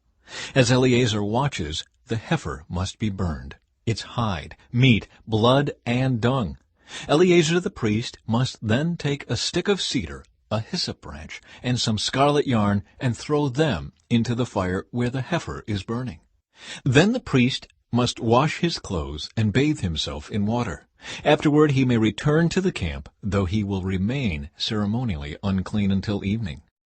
The man who burns the animal must also wash his clothes and bathe himself in water, and he too will remain unclean until evening. Then someone who is ceremonially clean will gather up the ashes of the heifer and deposit them in a purified place outside the camp. They will be kept there for the community of Israel to use in the water for the purification ceremony. This ceremony is performed for the removal of sin. The man who gathers up the ashes of the heifer must also wash his clothes, and he will remain ceremonially unclean until evening. This is a permanent law for the people of Israel and any foreigners who live among them. All those who touch a dead human body will be ceremonially unclean for 7 days. They must purify themselves on the 3rd and 7th days with the water of purification. Then they will be purified. But if they do not do this on the 3rd and 7th days, they will continue to be unclean even after the 7th day. All those who touch a dead body and do not purify themselves in the proper way defile the Lord's tabernacle, and they will be cut off from the community of Israel. Since the water of purification was not sprinkled on them, their defilement continues. This is the ritual law that applies when someone dies inside a tent. All those who enter that tent and those who were inside when the death occurred will be ceremonially unclean for 7 days. Any open container in the tent that was not covered with a lid is also defiled.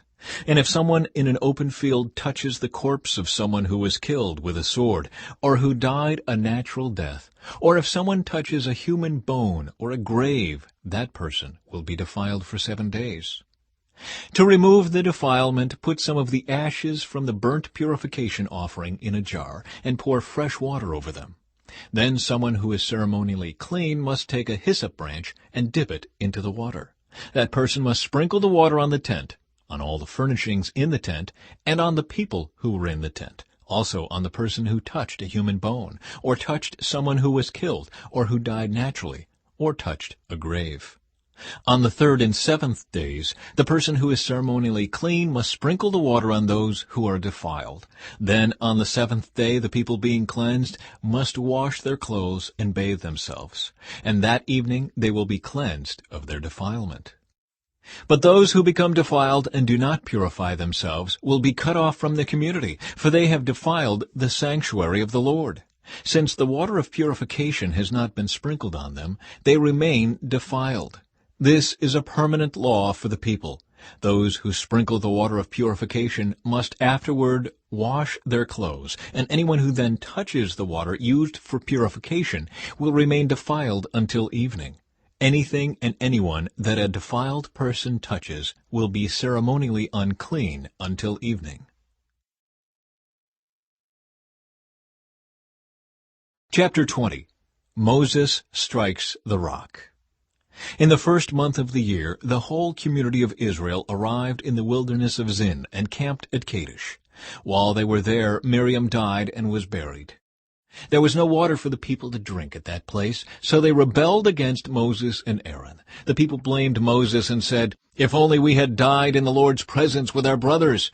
Why have you brought the congregation of the Lord's people into this wilderness to die, along with all our livestock? Why did you make us leave Egypt and bring us here to this terrible place? This land has no grain, no figs, no grapes, no pomegranates, and no water to drink." Moses and Aaron turned away from the people and went to the entrance of the tabernacle, where they fell face down on the ground. Then the glorious presence of the Lord appeared to them.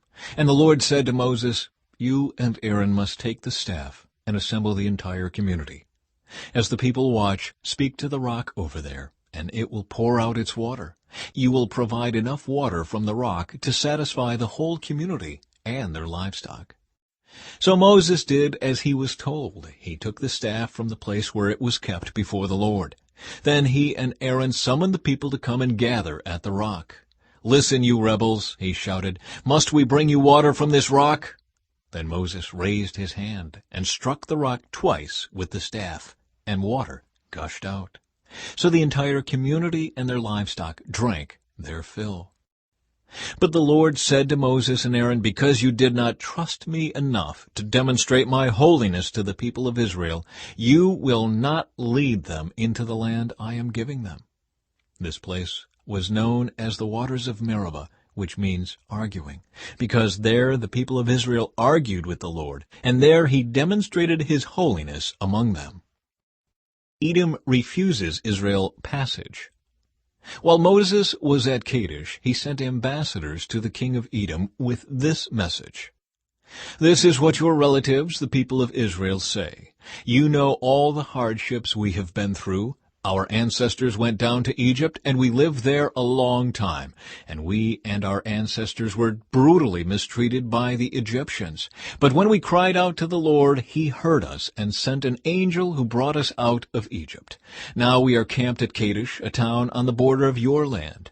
Please let us travel through your land. We will be careful not to go through your fields and vineyards. We won't even drink water from your wells. We will stay on the king's road and never leave it until we have passed through your territory. But the king of Edom said, Stay out of my land, or I will meet you with an army. The Israelites answered, We will stay on the main road. If our livestock drink your water, we will pay for it. Just let us pass through your country. That's all we ask. But the king of Edom replied, Stay out. You may not pass through our land. With that, he mobilized his army and marched out against them with an imposing force.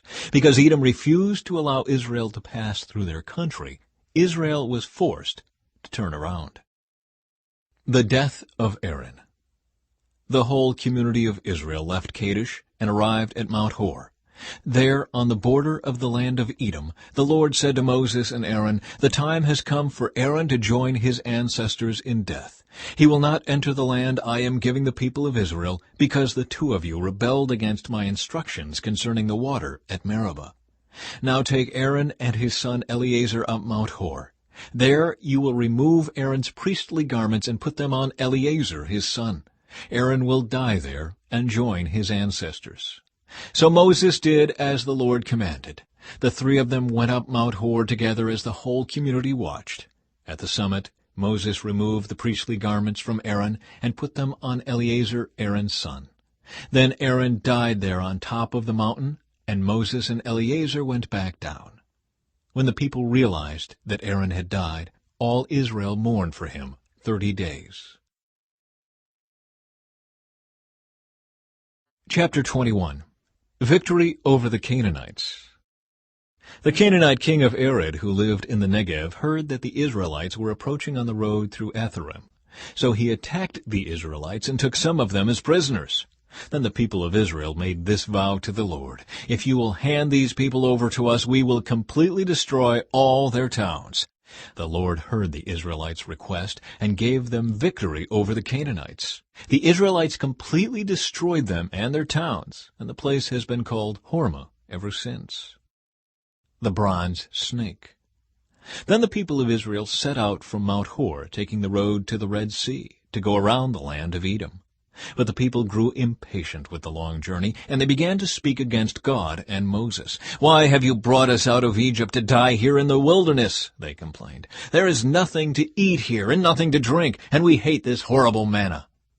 So the Lord sent poisonous snakes among the people, and many were bitten and died. Then the people came to Moses and cried out, We have sinned by speaking against the Lord and against you. Pray that the Lord will take away the snakes. So Moses prayed for the people. Then the Lord told him, Make a replica of a poisonous snake and attach it to a pole. All who are bitten will live if they simply look at it. So Moses made a snake out of bronze and attached it to a pole. Then anyone who was bitten by a snake could look at the bronze snake and be healed. Israel's journey to Moab.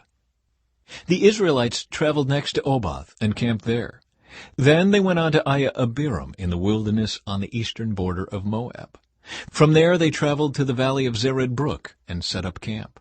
Then they moved out and camped on the far side of the Arnon River in the wilderness adjacent to the territory of the Amorites. The Arnon is the boundary line between the Moabites and the Amorites. For this reason, the book of the wars of the Lord speaks of the town of Wahab in the area of Supa and the ravines of the Arnon River, and the ravines that extend as far as the settlement of Ar on the border of Moab. From there the Israelites traveled to Beer, which is the well where the Lord said to Moses, Assemble the people, and I will give them water. There the Israelites sang this song. Spring up, O well, yes, sing its praises. Sing of this well which princes dug, which great leaders hollowed out, with their scepters and staffs. Then the Israelites left the wilderness and proceeded on through Mattanah, Nahaliel, and Bamoth. After that they went to the valley in Moab where Pisgah Peak overlooks the wasteland. Victory over Sihon and Og. The Israelites sent ambassadors to King Sihon of the Amorites with this message: "Let us travel through your land. We will be careful not to go through your fields and vineyards. We won't even drink water from your wells. We will stay on the king's road until we have passed through your territory." But King Sihon refused to let them cross his territory. Instead, he mobilized his entire army and attacked Israel in the wilderness, engaging them in battle at Jahaz. But the Israelites slaughtered them with their swords and occupied their land from the Arnon River to the Jabbok River. They went only as far as the Ammonite border because the boundary of the Ammonites was fortified. So Israel captured all the towns of the Amorites and settled in them, including the city of Heshbon and its surrounding villages. Heshbon had been the capital of King Sihon of the Amorites. He had defeated a former Moabite king and seized all his land as far as the Arnon River. Therefore the ancient poets wrote this about him: "Come to Heshbon and let it be rebuilt. Let the city of Sihon be restored. A fire flamed forth from Heshbon, a blaze from the city of Sihon. It burned the city of Ar in Moab. It destroyed the rulers of the Arnon heights. What sorrow awaits you, O people of Moab! You are finished, O worshippers of Chemosh. Chemosh has left his sons as refugees, his daughters as captives of Sihon the Amorite king. We have utterly destroyed them from Heshbon to Dibon. We have completely wiped them out as far away as Nophah and Medeba." So the people of Israel occupied the territory of the Amorites. After Moses sent men to explore the Jazer area, they captured all the towns in the region and drove out the Amorites who lived there.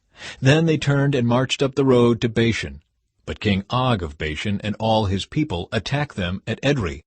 The Lord said to Moses, "Do not be afraid of him, for I have handed him over to you, along with all his people and his land. Do the same to him as you did to King Sihon of the Amorites, who ruled in Heshbon." And Israel killed King Og, his sons, and all his subjects. Not a single survivor remained. Then Israel occupied their land. Chapter 22. Balak sends for Balaam. Then the people of Israel traveled to the plains of Moab and camped east of the Jordan River, across from Jericho. Balak, son of Zippor, the Moabite king, had seen everything the Israelites did to the Amorites. And when the people of Moab saw how many Israelites there were, they were terrified. The king of Moab said to the elders of Midian, "This mob will devour everything in sight, like an ox devours grass in the field." So Balak, king of Moab, sent messengers to call Balaam, son of Beor, who was living in his native land of Pethor, near the Euphrates River. His message said, "Look, a vast horde of people has arrived from Egypt. They cover the face of the earth and are threatening me. Please come and curse these people for me, because they are too powerful for me. Then perhaps I will be able to conquer them and drive them from the land. I know that blessings fall on any people you bless, and curses fall on people you curse." Balak's messengers, who were elders of Moab and Midian, set out with money to pay Balaam to place a curse upon Israel. They went to Balaam and delivered Balak's message to him. "Stay here overnight," Balaam said. "In the morning I will tell you whatever the Lord directs me to say." So the officials from Moab stayed there with Balaam. That night God came to Balaam and asked him, "Who are these men visiting you?"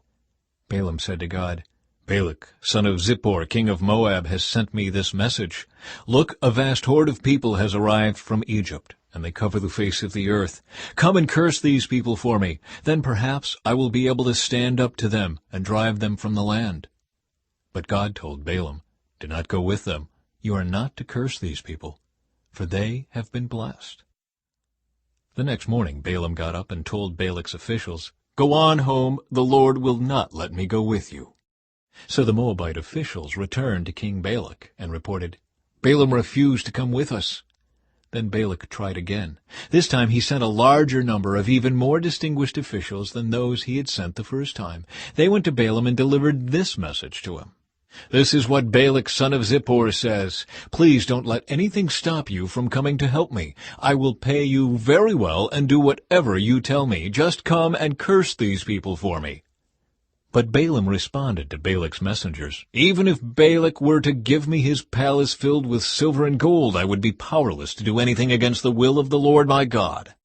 But stay here one more night, and I will see if the Lord has anything else to say to me."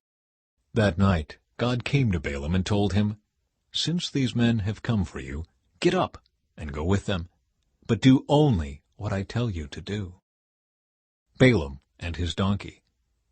So the next morning Balaam got up, saddled his donkey, and started off with the Moabite officials. But God was angry that Balaam was going, so he sent the angel of the Lord to stand in the road to block his way. As Balaam and 2 servants were riding along, Balaam's donkey saw the angel of the Lord standing in the road with a drawn sword in his hand. The donkey bolted off the road into a field, but Balaam beat it and turned it back onto the road. Then the angel of the Lord stood at a place where the road narrowed between 2 vineyard walls. When the donkey saw the angel of the Lord, it tried to squeeze by and crushed Balaam's foot against the wall. So Balaam beat the donkey again. Then the angel of the Lord moved farther down the road and stood in a place too narrow for the donkey to get by at all. This time when the donkey saw the angel, it lay down under Balaam. In a fit of rage, Balaam beat the animal again with his staff. Then the Lord gave the donkey the ability to speak. "What have I done to you that deserves your beating me 3 times?" it asked Balaam. "You have made me look like a fool," Balaam shouted. "If I had a sword with me, I would kill you." "But I am the same donkey you have ridden all your life," the donkey answered. "Have I ever done anything like this before?" "No," Balaam admitted. Then the Lord opened Balaam's eyes, and he saw the angel of the Lord standing in the roadway with a drawn sword in his hand. Balaam bowed his head and fell face down on the ground before him. "Why did you beat your donkey those 3 times?" the angel of the Lord demanded. "Look, I have come to block your way because you are stubbornly resisting me. 3 times the donkey saw me and shied away. Otherwise I would certainly have killed you by now and spared the donkey." Then Balaam confessed to the angel of the Lord, "I have sinned. I didn't realize you were standing in the road to block my way. I will return home if you are against my going." But the angel of the Lord told Balaam, "Go with these men, but say only what I tell you to say." So Balaam went on with Balak's officials. When King Balak heard that Balaam was on the way, he went out to meet him at a Moabite town on the Arnon River at the farthest border of his land. "Didn't I send you an urgent invitation? Why didn't you come right away?" Balak asked Balaam. "Didn't you believe me when I said I would reward you richly?" Balaam replied, "Look, now I have come, but I have no power to say whatever I want. I will speak only the message that God puts in my mouth." Then Balaam accompanied Balak to Kiriath-Huzoth, where the king sacrificed cattle and sheep. He sent portions of the meat to Balaam and the officials who were with him. The next morning Balak took Balaam up to Bamoth Baal. From there he could see some of the people of Israel spread out below him.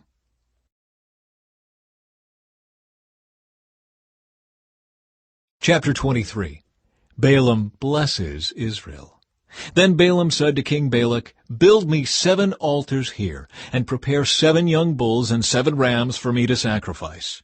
Balak followed his instructions, and the 2 of them sacrificed a young bull and a ram on each altar. Then Balaam said to Balak, "Stand here by your burnt offerings, and I will go to see if the Lord will respond to me. Then I will tell you whatever he reveals to me." So Balaam went alone to the top of a bare hill, and God met him there. Balaam said to him, "I have prepared 7 altars and have sacrificed a young bull and a ram on each altar." The Lord gave Balaam a message for King Balak. Then he said, "Go back to Balak and give him my message." So Balaam returned and found the king standing beside his burnt offerings with all the officials of Moab. This was the message Balaam delivered. "Balak summoned me to come from Aram. The king of Moab brought me from the eastern hills. 'Come,' he said, 'curse Jacob for me. Come and announce Israel's doom.' But how can I curse those whom God has not cursed? How can I condemn those whom the Lord has not condemned? I see them from the cliff tops. I watch them from the hills. I see a people who live by themselves, set apart from other nations. Who can count Jacob's descendants as numerous as dust? Who can count even 1/4 of Israel's people? Let me die like the righteous. Let my life end like theirs." Then King Balak demanded of Balaam, "What have you done to me? I brought you to curse my enemies. Instead, you have blessed them." But Balaam replied, "I will speak only the message that the Lord puts in my mouth." Balaam's second message. Then King Balak told him, "Come with me to another place. There you will see another part of the nation of Israel, but not all of them. Curse at least that many." So Balak took Balaam to the plateau of Zophim on Pisgah Peak. He built 7 altars there and offered a young bull and a ram on each altar. Then Balaam said to the king, "Stand here by your burnt offerings while I go over there to meet the Lord." And the Lord met Balaam and gave him a message. Then he said, "Go back to Balak and give him my message." So Balaam returned and found the king standing beside his burnt offerings with all the officials of Moab. "What did the Lord say?" Balak asked eagerly. This was the message Balaam delivered. "Rise up, Balak, and listen. Hear me, son of Zippor. God is not a man, so he does not lie. He is not human, so he does not change his mind. Has he ever spoken and failed to act? Has he ever promised and not carried it through? Listen, I received a command to bless. God has blessed, and I cannot reverse it. No misfortune is in his plan for Jacob. No trouble is in store for Israel. For the Lord their God is with them. He has been proclaimed their king. God brought them out of Egypt. For them he is as strong as a wild ox. No curse can touch Jacob. No magic has any power against Israel. For now it will be said of Jacob what wonders God has done for Israel. These people rise up like a lioness, like a majestic lion rousing itself. They refuse to rest until they have feasted on prey, drinking the blood of the slaughtered." Then Balak said to Balaam, "Fine, but if you won't curse them, at least don't bless them." But Balaam replied to Balak, "Didn't I tell you that I can do only what the Lord tells me?" Balaam's third message. Then King Balak said to Balaam, "Come, I will take you to one more place. Perhaps it will please God to let you curse them from there." So Balak took Balaam to the top of Mount Peor, overlooking the wasteland. Balaam again told Balak, "Build me 7 altars and prepare 7 young bulls and 7 rams for me to sacrifice." So Balak did as Balaam ordered and offered a young bull and a ram on each altar. Chapter 24. By now Balaam realized that the Lord was determined to bless Israel, so he did not resort to divination as before. Instead he turned and looked out toward the wilderness, where he saw the people of Israel camped, tribe by tribe. Then the Spirit of God came upon him, and this is the message he delivered. This is the message of Balaam son of Beor, the message of the man whose eyes see clearly, the message of one who hears the words of God, who sees a vision from the Almighty, who bows down with eyes wide open. How beautiful are your tents, O Jacob! How lovely are your homes, O Israel! They spread before me like palm groves, like gardens by the riverside. They are like tall trees planted by the Lord, like cedars beside the waters. Water will flow from their buckets. Their offspring have all they need. Their king will be greater than Agag. Their kingdom will be exalted. God brought them out of Egypt. For them he is as strong as a wild ox. He devours all the nations that oppose him, breaking their bones in pieces, shooting them with arrows. Like a lion, Israel crouches and lies down, like a lioness who dares to arouse her. Blessed is everyone who blesses you, O Israel, and cursed is everyone who curses you. King Balak flew into a rage against Balaam. He angrily clapped his hands and shouted, "I called you to curse my enemies. Instead, you have blessed them 3 times. Now get out of here. Go back home. I promised to reward you richly, but the Lord has kept you from your reward." Balaam told Balak, "Don't you remember what I told your messengers? I said even if Balak were to give me his palace filled with silver and gold, I would be powerless to do anything against the will of the Lord. I told you that I could only say what the Lord says. Now I am returning to my own people. But first let me tell you what the Israelites will do to your people in the future." Balaam's final messages. This is the message Balaam delivered. This is the message of Balaam son of Beor, the message of the man whose eyes see clearly, the message of one who hears the words of God, who has knowledge from the Most High, who sees a vision from the Almighty, who bows down with eyes wide open. I see him, but not here and now. I perceive him, but far in the distant future. A star will rise from Jacob. A scepter will emerge from Israel. It will crush the foreheads of Moab's people, cracking the skulls of the people of Sheth. Edom will be taken over, and Seir, its enemy, will be conquered, while Israel marches on in triumph. A ruler will rise in Jacob who will destroy the survivors of Ur. Then Balaam looked over toward the people of Amalek and delivered this message. Amalek was the greatest of nations, but its destiny is destruction. Then he looked over toward the Kenites and delivered this message. Your home is secure, your nest is set in the rocks. But the Kenites will be destroyed when Assyria takes you captive. Balaam concluded his messages by saying, Alas, who can survive unless God has willed it?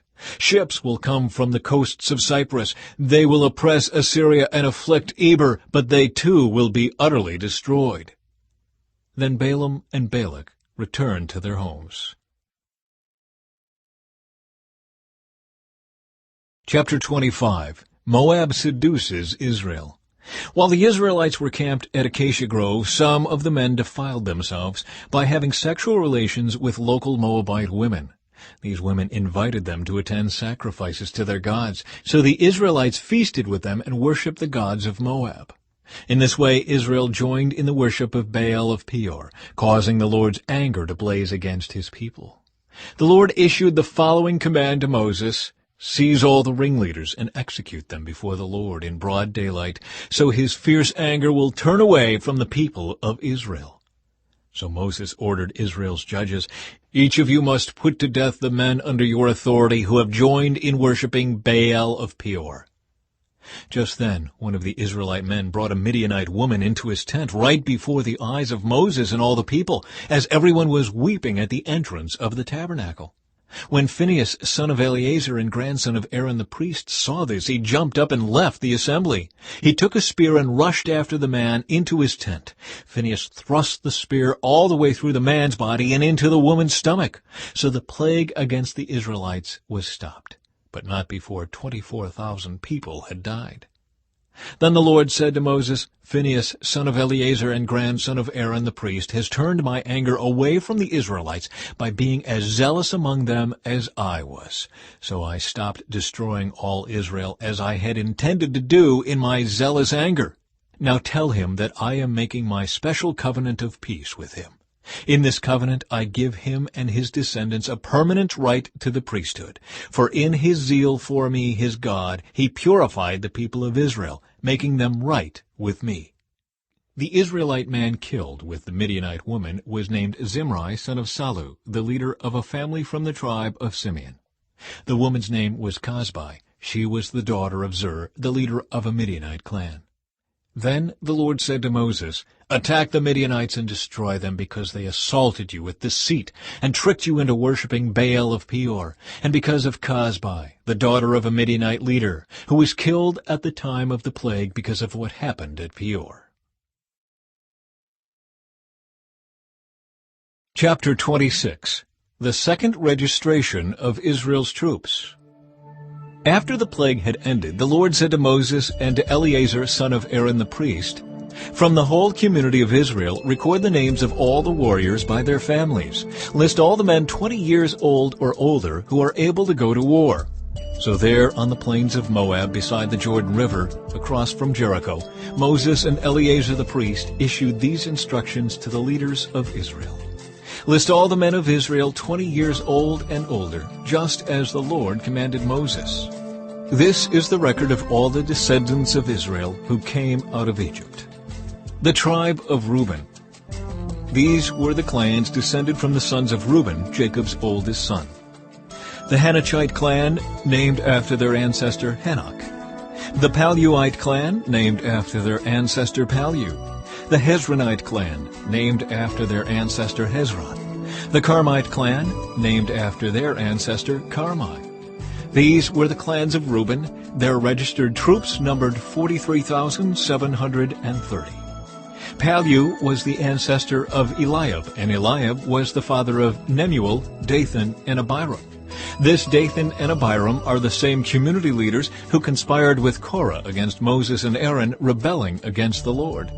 But the earth opened up its mouth and swallowed them with Korah, and fire devoured 250 of their followers.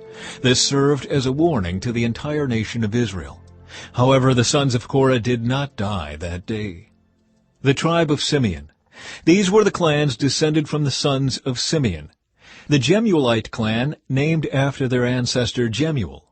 The Jaminite clan, named after their ancestor Jamin. The Jachinite clan, named after their ancestor Jachin. The Zoharite clan, named after their ancestor Zohar. The Shaulite clan, named after their ancestor Shaul. These were the clans of Simeon. Their registered troops numbered 22,200. The tribe of Gad. These were the clans descended from the sons of Gad. The Zephonite clan, named after their ancestor Zephon. The Haggite clan, named after their ancestor Haggai. The Shunite clan, named after their ancestor Shunai. The Oznite clan, named after their ancestor Ozni. The Arite clan, named after their ancestor Eri. The Erodite clan, named after their ancestor Erodai. The Erelite clan, named after their ancestor Erelai. These were the clans of Gad. Their registered troops numbered 40,500. The tribe of Judah. Judah had two sons, and Onan, who had died in the land of Canaan. These were the clans descended from Judah's surviving sons. The Shelonite clan, named after their ancestor Shelah. The Perizzite clan, named after their ancestor Perez. The Zerahite clan, named after their ancestor Zerah. These were the subclans descended from the Perizzites.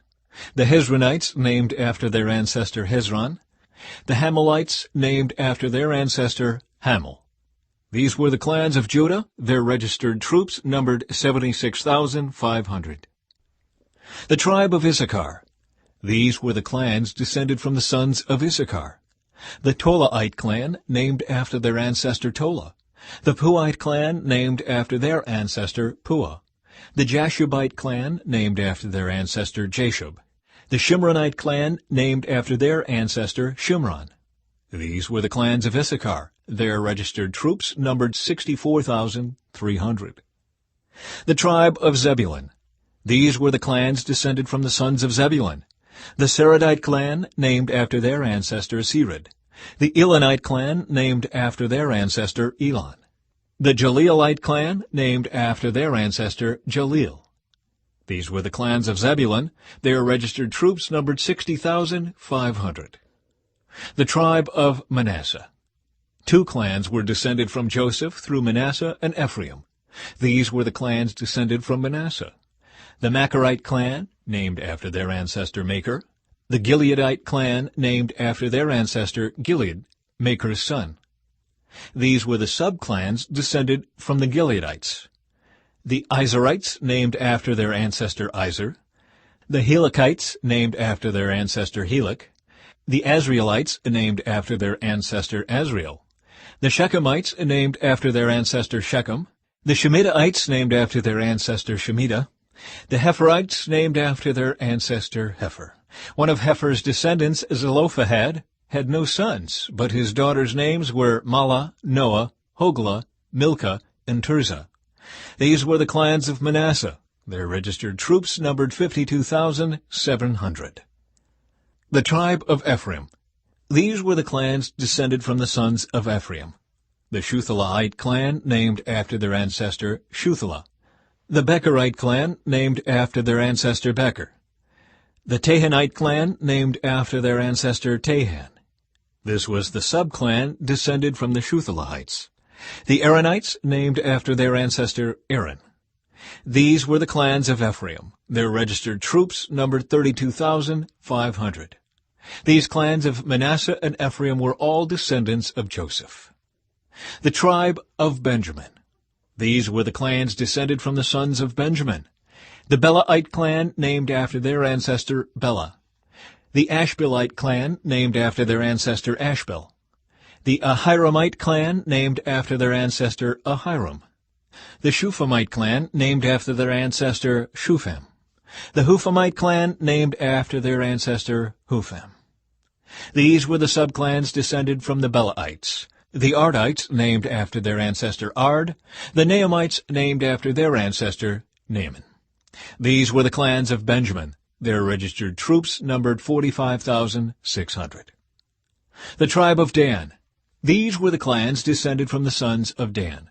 The Shuhamite clan, named after their ancestor Shuham. These were the Shuhamite clans of Dan. Their registered troops numbered 64,400. The tribe of Asher. These were the clans descended from the sons of Asher. The Imnite clan, named after their ancestor Imnah. The Ishvite clan, named after their ancestor Ishvi. The Berite clan, named after their ancestor Beriah. These were the subclans descended from the Berites. The Heberites, named after their ancestor Heber. The Melchielites, named after their ancestor Malchiel. Asher also had a daughter named Sirah.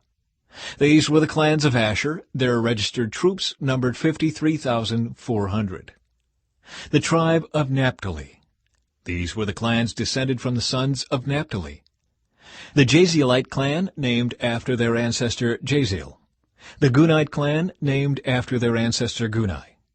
The Jezerite clan, named after their ancestor Jezer. The Shilamite clan, named after their ancestor Shillam. These were the clans of Naphtali. Their registered troops numbered 45,400.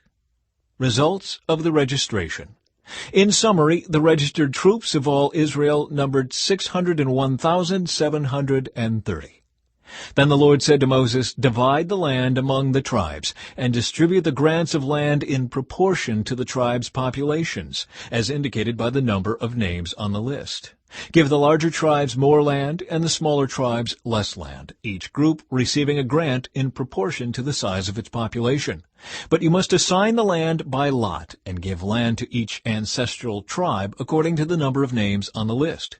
Each grant of land must be assigned by lot among the larger and smaller tribal groups." The tribe of Levi. This is the record of the Levites, who were counted according to their clans. The Gershonite clan, named after their ancestor Gershon. The Kohathite clan, named after their ancestor Kohath. The Merarite clan, named after their ancestor Merari. The Libnites, the Hebronites, the Malites, the Mushites, and the Korahites were all subclans of the Levites. Now Kohath was the ancestor of Amram, and Amram's wife was named Jochebed. She was also a descendant of Levi, born among the Levites in the land of Egypt. Amram and Jochebed became the parents of Aaron, Moses, and their sister Miriam. To Aaron were born Nadab, Abihu, Eleazar, and Ithamar. But Nadab and Abihu died when they burned before the Lord the wrong kind of fire, different than he had commanded. The men from the Levite clans who were 1 month old or older numbered 23,000, but the Levites were not included in the registration of the rest of the people of Israel because they were not given an allotment of land when it was divided among the Israelites. So these are the results of the registration of the people of Israel as conducted by Moses and Eleazar the priest on the plains of Moab beside the Jordan River across from Jericho. Not one person on this list had been among those listed in the previous registration taken by Moses and Aaron in the wilderness of Sinai. For the Lord had said of them, "They will all die in the wilderness." Not one of them survived except Caleb, son of Jephunneh, and Joshua, son of Nun.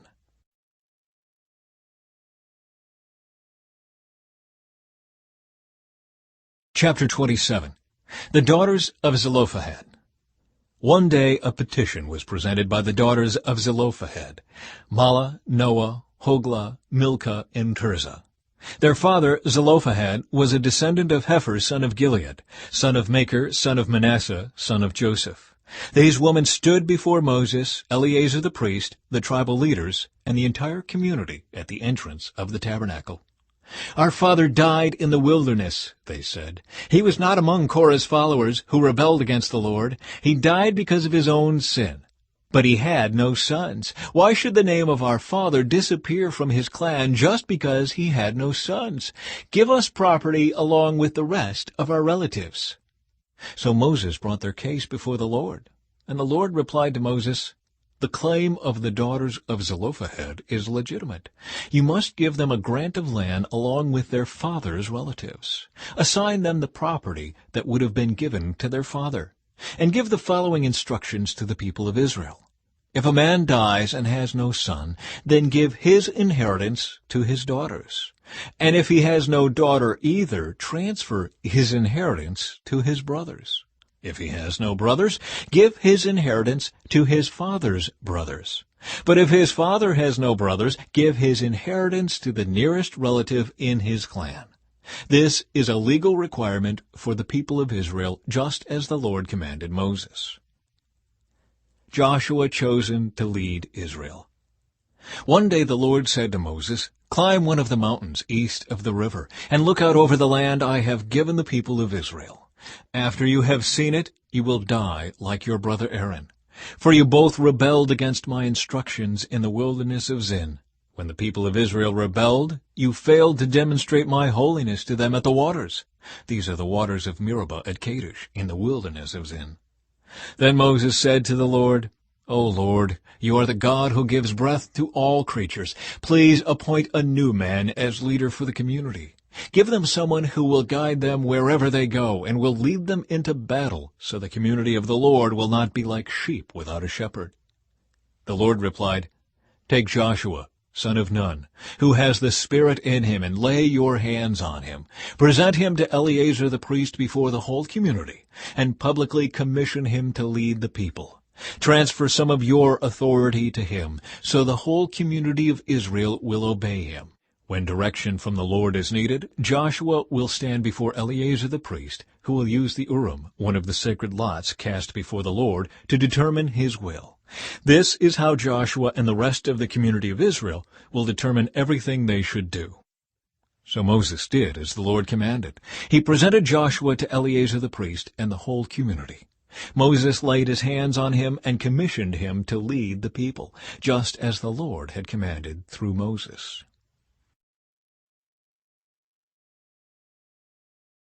Chapter 28. The Daily Offerings. The Lord said to Moses, "Give these instructions to the people of Israel. The offerings you present as special gifts are a pleasing aroma to me. They are my food.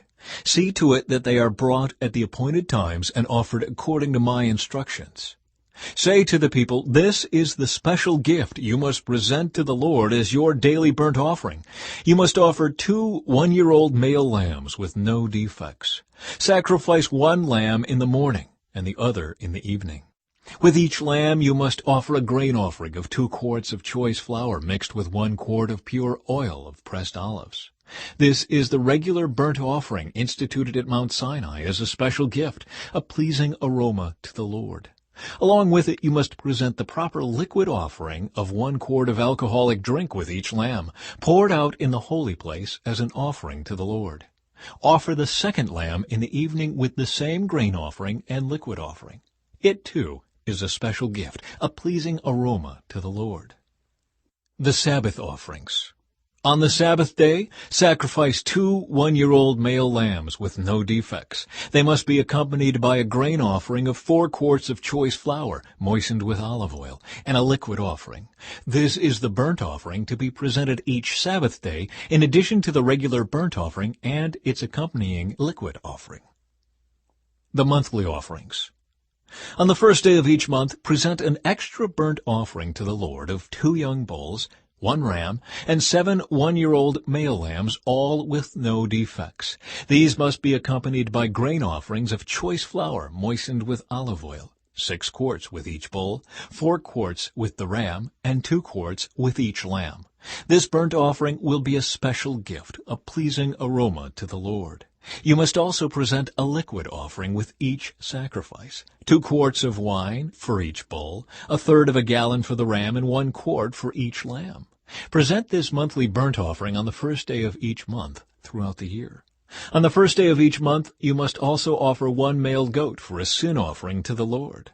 This is in addition to the regular burnt offering and its accompanying liquid offering. Offerings for the Passover. On the 14th day of the first month, you must celebrate the Lord's Passover. On the following day, the 15th day of the month, a joyous 7-day festival will begin, but no bread made with yeast may be eaten. The first day of the festival will be an official day for holy assembly, and no ordinary work may be done on that day. As a special gift, you must present a burnt offering to the Lord, 2 young bulls, 1 ram, and 7 one-year-old male lambs, all with no defects. These will be accompanied by grain offerings of choice flour moistened with olive oil, 6 quarts with each bull, 4 quarts with the ram, and 2 quarts with each of the 7 lambs. You must also offer a male goat as a sin offering to purify yourselves and make yourselves right with the Lord. Present these offerings in addition to your regular morning burnt offering.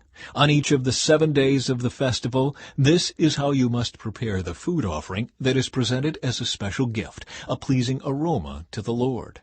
These will be offered in addition to the regular burnt offerings and liquid offerings. The 7th day of the festival will be another official day for holy assembly, and no ordinary work may be done on that day. Offerings for the Festival of Harvest.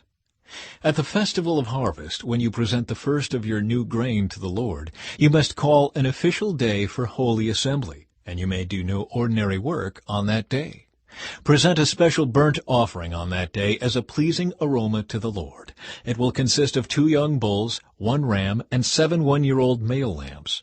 These will be accompanied by grain offerings of choice flour moistened with olive oil, 6 quarts with each bull, 4 quarts with the ram, and 2 quarts with each of the 7 lambs. Also offer 1 male goat to purify yourselves and make yourselves right with the Lord. Prepare these special burnt offerings along with their liquid offerings in addition to the regular burnt offering and its accompanying grain offering. Be sure that all the animals you sacrifice have no defects.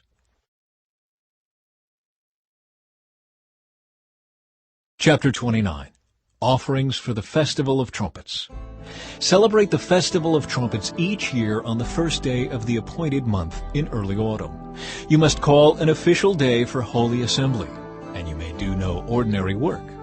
On that day you must present a burnt offering as a pleasing aroma to the Lord. It will consist of 1 young bull, 1 ram, and 7 one-year-old male lambs, all with no defects. These must be accompanied by grain offerings of choice flour moistened with olive oil, 6 quarts with the bull, 4 quarts with the ram, and 2 quarts with each of the 7 lambs. In addition, you must sacrifice a male goat as a sin offering to purify yourselves and make yourselves right with the Lord. These special sacrifices are in addition to your regular monthly and daily burnt offerings, and they must be given with their prescribed grain offerings and liquid offerings. These offerings are given as a special gift to the Lord, a pleasing aroma to Him. Offerings for the Day of Atonement. 10 days later, on the 10th day of the same month, you must call another holy assembly. On that day, the Day of Atonement, the people must go without food and must do no ordinary work. You must present a burnt offering as a pleasing aroma to the Lord. It will consist of 1 young bull, 1 ram, and 7 one-year-old male lambs, all with no defects. These offerings must be accompanied by the prescribed grain offerings of choice flour moistened with olive oil, 6 quarts of choice flour with the bull, 4 quarts of choice flour with the ram, and 2 quarts of choice flour with each of the 7 lambs. You must also sacrifice 1 male goat for a sin offering. This is in addition to the sin offering of atonement and the regular daily burnt offering with its grain offering and their accompanying liquid offerings. Offerings for the Festival of Shelters. 5 days later, on the 15th day of the same month, you must call another holy assembly of all the people, and you may do no ordinary work on that day. It is the beginning of the Festival of Shelters, a 7-day festival to the Lord. On the first day of the festival, you must present a burnt offering as a special gift, a pleasing aroma to the Lord. It will consist of 13 young bulls, 2 rams, and 14 one-year-old male lambs, all with no defects. Each of these offerings must be accompanied by a grain offering of choice flour moistened with olive oil, 6 quarts for each of the 13 bulls, 4 quarts for each of the 2 rams, and 2 quarts for each of the 14 lambs. You must also sacrifice a male goat as a sin offering, in addition to the regular burnt offering with its accompanying grain offering and liquid offering. On the second day of this 7-day festival, sacrifice 12 young bulls, 2 rams, and 14 one-year-old male lambs, all with no defects. Each of these offerings of bulls, rams, and lambs must be accompanied by its prescribed grain offering and liquid offering. You must also sacrifice a male goat as a sin offering in addition to the regular burnt offering with its accompanying grain offering and liquid offering. On the third day of the festival, sacrifice 11 young bulls, 2 rams, and 14 one-year-old male lambs, all with no defects. Each of these offerings of bulls, rams, and lambs must be accompanied by its prescribed grain offering and liquid offering. You must also sacrifice a male goat as a sin offering, in addition to the regular burnt offering with its accompanying grain offering and liquid offering. On the fourth day of the festival, sacrifice 10 young bulls, 2 rams, and 14 one-year-old male lambs, all with no defects. Each of these offerings of bulls, rams, and lambs must be accompanied by its prescribed grain offering and liquid offering. You must also sacrifice a male goat as a sin offering, in addition to the regular burnt offering with its accompanying grain offering and liquid offering. On the fifth day of the festival, sacrifice 9 young bulls, 2 rams, and 14 one-year-old male lambs, all with no defects. Each of these offerings of bulls, rams, and lambs must be accompanied by its prescribed grain offering and liquid offering. You must also sacrifice a male goat as a sin offering in addition to the regular burnt offering with its accompanying grain offering and liquid offering. On the 6th day of the festival, sacrifice 8 young bulls, 2 rams, and 14 one-year-old male lambs, all with no defects. Each of these offerings of bulls, rams, and lambs must be accompanied by its prescribed grain offering and liquid offering. You must also sacrifice a male goat as a sin offering in addition to the regular burnt offering with its accompanying grain offering and liquid offering. On the 7th day of the festival, sacrifice 7 young bulls, 2 rams, and 14 one-year-old male lambs, all with no defects. Each of these offerings of bulls, rams, and lambs must be accompanied by its prescribed grain offering and liquid offering. You must also sacrifice 1 male goat as a sin offering in addition to the regular burnt offering with its accompanying grain offering and liquid offering. On the 8th day of the festival, proclaim another holy day. You must do no ordinary work on that day. You must present a burnt offering as a special gift, a pleasing aroma to the Lord. It will consist of 1 young bull, 1 ram, and 7 one-year-old male lambs, all with no defects. Each of these offerings must be accompanied by its prescribed grain offering and liquid offering. You must also sacrifice 1 male goat as a sin offering in addition to the regular burnt offering with its accompanying grain offering and liquid offering. You must present these offerings to the Lord at your annual festivals. These are in addition to the sacrifices and offerings you present in connection with vows or as voluntary offerings, burnt offerings, grain offerings, liquid offerings, or peace offerings. So Moses gave all of these instructions to the people of Israel as the Lord had commanded him. Chapter 30. Laws concerning vows. Then Moses summoned the leaders of the tribes of Israel and told them, "This is what the Lord has commanded. A man who makes a vow to the Lord or makes a pledge under oath must never break it. He must do exactly what he said he would do. If a young woman makes a vow to the Lord or a pledge under oath while she is still living at her father's home, and her father hears of the vow or pledge and does not object to it, then all her vows and pledges will stand. But if her father refuses to let her fulfill the vow or pledge on the day he hears of it, then all her vows and pledges will become invalid. The Lord will forgive her because her father would not let her fulfill them. Now suppose a young woman makes a vow or binds herself with an impulsive pledge and later marries.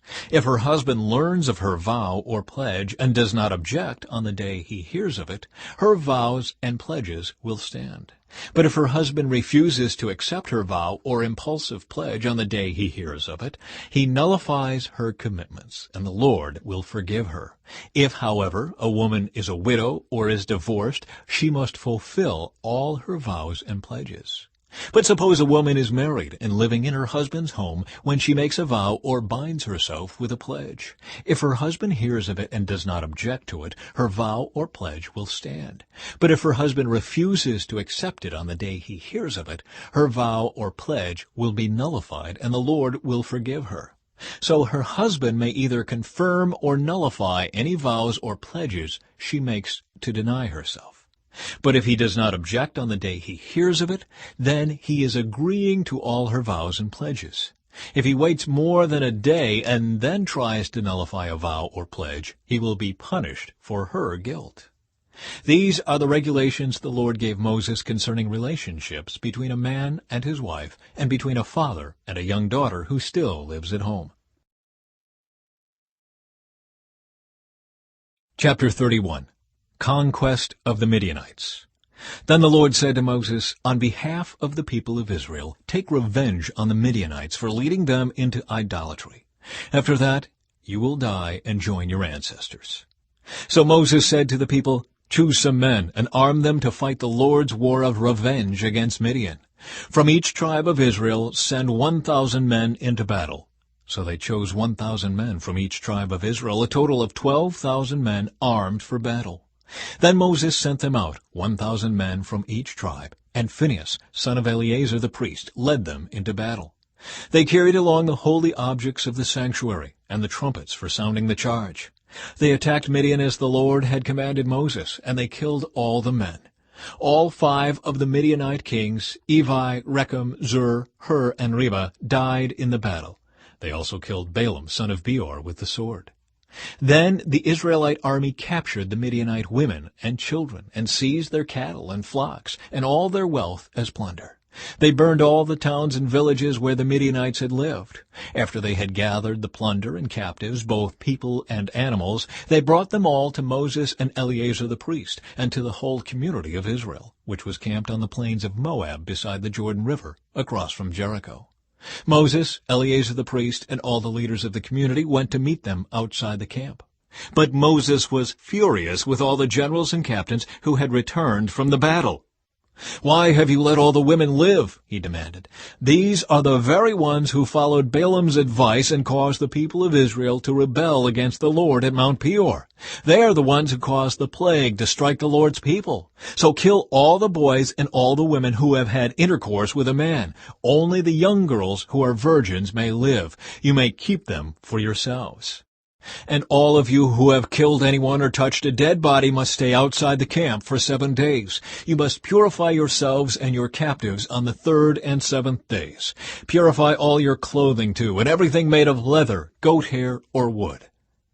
Then Eleazar the priest said to the men who were in the battle, "The Lord has given Moses this legal requirement. Anything made of gold, silver, bronze, iron, tin, or lead, that is, all metals that do not burn, must be passed through fire in order to be made ceremonially pure. These metal objects must then be further purified with the water of purification. But everything that burns must be purified by the water alone. On the 7th day you must wash your clothes and be purified. Then you may return to the camp." Division of the plunder. And the Lord said to Moses, "You and Eleazar the priest and the family leaders of each tribe are to make a list of all the plunder taken in the battle, including the people and animals. Then divide the plunder into 2 parts and give half to the men who fought the battle and half to the rest of the people. From the army's portion, first give the Lord his share of the plunder, 1 of every 500 of the prisoners and of the cattle, donkeys, sheep, and goats. Give this share of the army's half to Eleazar the priest as an offering to the Lord. From the half that belongs to the people of Israel, take 1 of every 50 of the prisoners and of the cattle, donkeys, sheep, goats, and other animals. Give this share to the Levites, who are in charge of maintaining the Lord's tabernacle. So Moses and Eleazar the priest did as the Lord commanded Moses. The plunder remaining from everything the fighting men had taken totaled 675,000 sheep and goats, 72,000 cattle, 61,000 donkeys, and 32,000 virgin girls. Half of the plunder was given to the fighting men. It totaled 337,500 sheep and goats, of which 675 were the Lord's share. 36,000 cattle, of which 72 were the Lord's share. 30,500 donkeys, of which 61 were the Lord's share. And 16,000 virgin girls, of whom 32 were the Lord's share. Moses gave all the Lord's share to Eleazar the priest, just as the Lord had directed him. Half of the plunder belonged to the people of Israel, and Moses separated it from the half belonging to the fighting men. It totaled 337,500 sheep and goats, 36,000 cattle, 30,500 donkeys, and 16,000 virgin girls. From the half share given to the people, Moses took one of every 50 prisoners and animals and gave them to the Levites, who maintain the Lord's tabernacle. All this was done as the Lord had commanded Moses.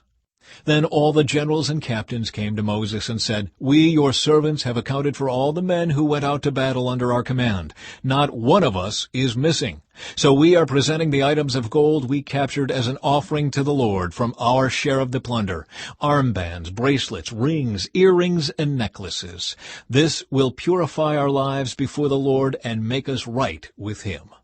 So Moses and Eleazar the priest received the gold from all the military commanders, all kinds of jewelry and crafted objects. In all, the gold that the generals and captains presented as a gift to the Lord weighed about 420 pounds. All the fighting men had taken some of the plunder for themselves. So Moses and Eleazar the priest accepted the gifts from the generals and captains and brought the gold to the tabernacle as a reminder to the Lord that the people of Israel belonged to him.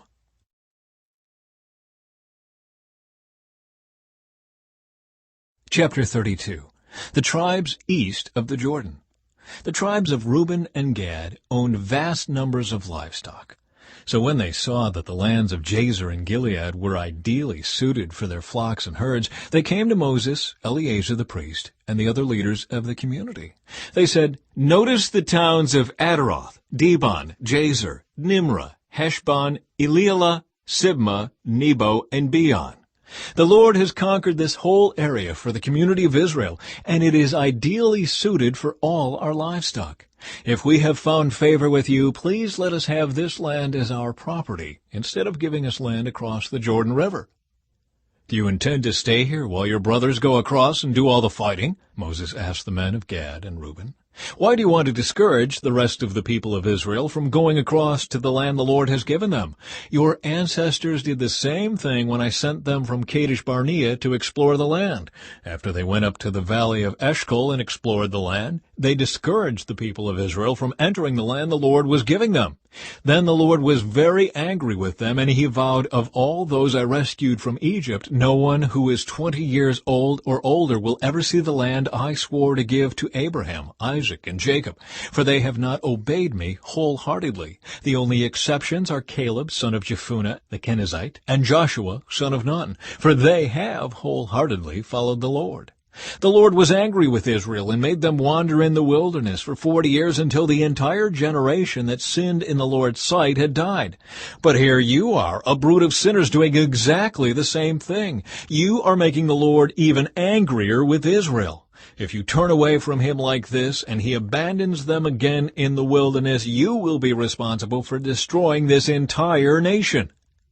But they approached Moses and said, "We simply want to build pens for our livestock and fortified towns for our wives and children. Then we will arm ourselves and lead our fellow Israelites into battle until we have brought them safely to their land. Meanwhile, our families will stay in the fortified towns we build here, so they will be safe from any attacks by the local people. We will not return to our homes until all the people of Israel have received their portions of land. But we do not claim any of the land on the other side of the Jordan. We would rather live here on the east side and accept this as our grant of land." Then Moses said, If you keep your word and arm yourselves for the Lord's battles, and if your troops cross the Jordan and keep fighting until the Lord has driven out his enemies, then you may return when the Lord has conquered the land. You will have fulfilled your duty to the Lord and to the rest of the people of Israel, and the land on the east side of the Jordan will be your property from the Lord. But if you fail to keep your word, then you will have sinned against the Lord, and you may be sure that your sin will find you out. Go ahead and build towns for your families and pens for your flocks, but do everything you have promised." Then the men of Gad and Reuben replied, "We, your servants, will follow your instructions exactly. Our children, wives, flocks, and cattle will stay here in the towns of Gilead, but all who are able to bear arms will cross over to fight for the Lord, just as you have said." So Moses gave orders to Eleazar the priest, Joshua, son of Nun, and the leaders of the clans of Israel. He said, "The men of Gad and Reuben who are armed for battle must cross the Jordan with you to fight for the Lord. If they do, give them the land of Gilead as their property when the land is conquered. But if they refuse to arm themselves and cross over with you, then they must accept land with the rest of you in the land of Canaan." The tribes of Gad and Reuben said again, "We are your servants, and we will do as the Lord has commanded. We will cross the Jordan into Canaan fully armed to fight for the Lord, but our property will be here on this side of the Jordan." So Moses assigned land to the tribes of Gad, Reuben, and half the tribe of Manasseh, son of Joseph. He gave them the territory of King Sihon of the Amorites, and the land of King Og of Bashan, the whole land with its cities and surrounding lands. The descendants of Gad built the towns of Dibon, Adaroth, Aror, Atroth-Shophan, Jazer, Jogbeah, Beth-Nimrah, and Beth-Haran. These were all fortified towns with pens for their flocks.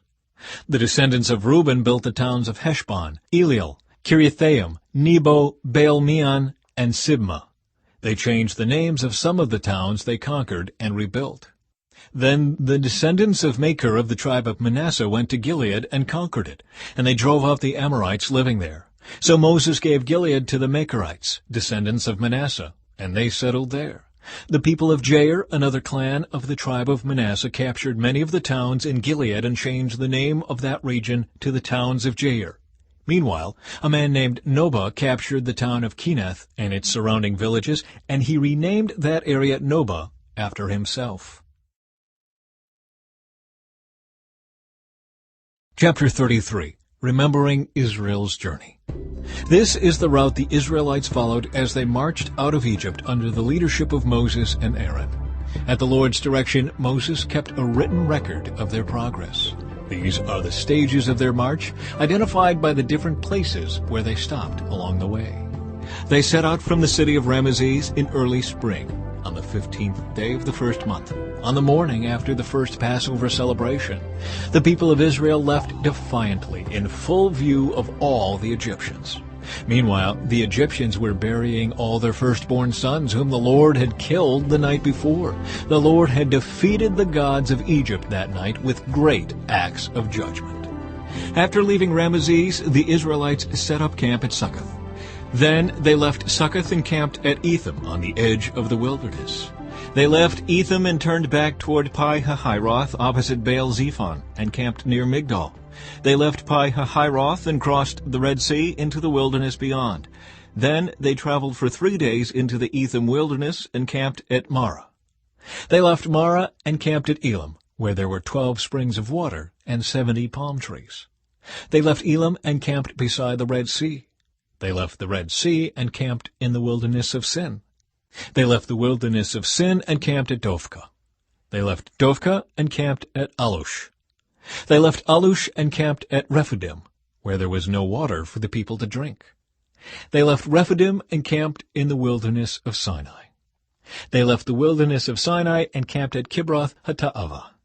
They left Kibroth Hattaavah and camped at Hazeroth. They left Hazeroth and camped at Rithmah. They left Rithmah and camped at Rimmon-Perez. They left Rimmon-Perez and camped at Libnah. They left Libnah and camped at Rissah. They left Rissah and camped at Kehalatha. They left Kehalatha and camped at Mount Shepher. They left Mount Shepher and camped at Harada. They left Harada and camped at Mekaloth. They left Mekaloth and camped at Taath. They left Tahath and camped at Terah. They left Terah and camped at Mithcah. They left Mithcah and camped at Hashmonah. They left Hashmonah and camped at Mosrath. They left Mosrath and camped at Bene Jaakan. They left Bene Jaakan and camped at Horhagidgad. They left Horhagidgad and camped at Jotbatha. They left Jotbatha and camped at Abrona. They left Abrona and camped at Ezion-Geber. They left Ezion-Geber and camped at Kadesh in the wilderness of Zin. They left Kadesh and camped at Mount Hor at the border of Edom. While they were at the foot of Mount Hor, Aaron the priest was directed by the Lord to go up the mountain, and there he died. This happened in midsummer on the first day of the 5th month of the 40th year after Israel's departure from Egypt. Aaron was 123 years old when he died there on Mount Hor. At that time the Canaanite king of Arad, who lived in the Negev in the land of Canaan, heard that the people of Israel were approaching his land. Meanwhile the Israelites left Mount Hor and camped at Zalmonah. Then they left Zalmonah and camped at Punon. They left Punon and camped at Oboth. They left Oboth and camped at Aya-Abiram on the border of Moab. They left Aya-Abiram and camped at Dibon-Gad. They left Dibon-Gad and camped at Almon-Diblathaim. They left Almon-Diblathaim and camped in the mountains east of the river near Mount Nebo. They left the mountains east of the river and camped on the plains of Moab beside the Jordan River across from Jericho. Along the Jordan River they camped from Beth-Jeshemoth as far as the meadows of Acacia on the plains of Moab. While they were camped near the Jordan River on the plains of Moab opposite Jericho, the Lord said to Moses, "Give the following instructions to the people of Israel. When you cross the Jordan River into the land of Canaan, you must drive out all the people living there. You must destroy all their carved and molten images and demolish all their pagan shrines.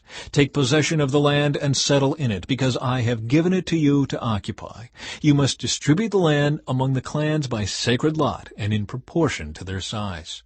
A larger portion of land will be allotted to each of the larger clans, and a smaller portion will be allotted to each of the smaller clans. The decision of the sacred lot is final. In this way, the portions of land will be divided among your ancestral tribes. But if you fail to drive out the people who live in the land, those who remain will be like splinters in your eyes and thorns in your sides. They will harass you in the land where you live, and I will do to you what I had planned to do to them." Chapter 34. Boundaries of the Land. Then the Lord said to Moses, "Give these instructions to the Israelites. When you come into the land of Canaan, which I am giving you as your special possession, these will be the boundaries. The southern portion of your country will extend from the wilderness of Zin along the edge of Edom. The southern boundary will begin on the east at the Dead Sea. It will then run south past Scorpion Pass in the direction of Zin. Its southernmost point will be Kadesh Barnea, from which it will go to Hazar Adar and on to Asmon. From Asmon the boundary will turn toward the brook of Egypt and end at the Mediterranean Sea. Your western boundary will be the coastline of the Mediterranean Sea. Your northern boundary will begin at the Mediterranean Sea and run east to Mount Hor, then to Lebo-Hamath and on through Zedad and Ziphron to Hazar-Enan. This will be your northern boundary. The eastern boundary will start at Hazar-Enan and run south to Shephem, then down to Riblah on the east side of Ain. From there, the boundary will run down along the eastern edge of the Sea of Galilee, and then along the Jordan River to the Dead Sea. These are the boundaries of your land. Then Moses told the Israelites, "This territory is the homeland you are to divide among yourselves by sacred lot. The Lord has commanded that the land be divided among the 9.5 remaining tribes. The families of the tribes of Reuben, Gad, and half the tribe of Manasseh have already received their grants of land on the east side of the Jordan River, across from Jericho toward the sunrise." Leaders to divide the land. And the Lord said to Moses, "Eleazar the priest and Joshua son of Nun are the men designated to divide the grants of land among the people. Enlist one leader from each tribe to help them with the task. These are the tribes and the names of the leaders: Judah, Caleb, son of Jephunneh. Simeon, Shemuel, son of Ammihud. Benjamin, Eladad, son of Kislon. Dan, Bukai, son of Joglai. Manasseh, son of Joseph. Haneel, son of Ephod. Ephraim son of Joseph, Kemuel son of Shiftan. Zebulun, Elizaphan son of Parnak. Issachar, Paltiel son of Azan. Asher, Ahihud son of Shelemai. Naphtali, Pedahil son of Ammihud. These are the men the Lord has appointed to divide the grants of land in Canaan among the Israelites. Chapter 35. Towns for the Levites. While Israel was camped beside the Jordan on the plains of Moab across from Jericho, the Lord said to Moses, "Command the people of Israel to give to the Levites from their property certain towns to live in, along with the surrounding pasture lands. These towns will be for the Levites to live in, and the surrounding lands will provide pasture for their cattle, flocks, and other livestock. The pasture land assigned to the Levites around these towns will extend 1,500 feet from the town walls in every direction. Measure off 3,000 feet outside the town walls in every direction, east, south, west, north, with the town at the center. This area will serve as the larger pasture land for the towns. 6 of the towns you give the Levites will be cities of refuge, where a person who has accidentally killed someone can flee for safety. In addition, give them 42 other towns. In all, 48 towns with the surrounding pasture land will be given to the Levites.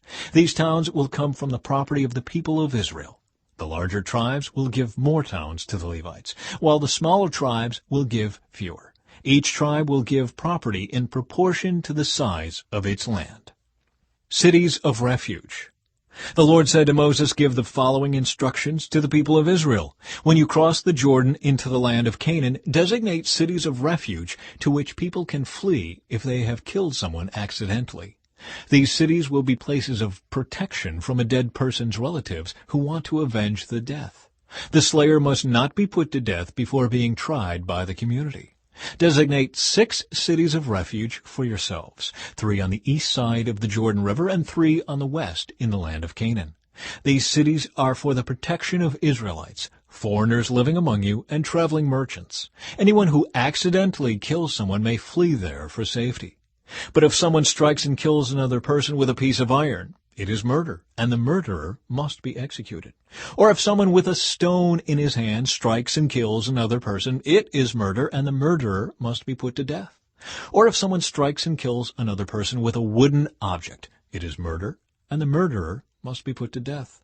The victim's nearest relative is responsible for putting the murderer to death.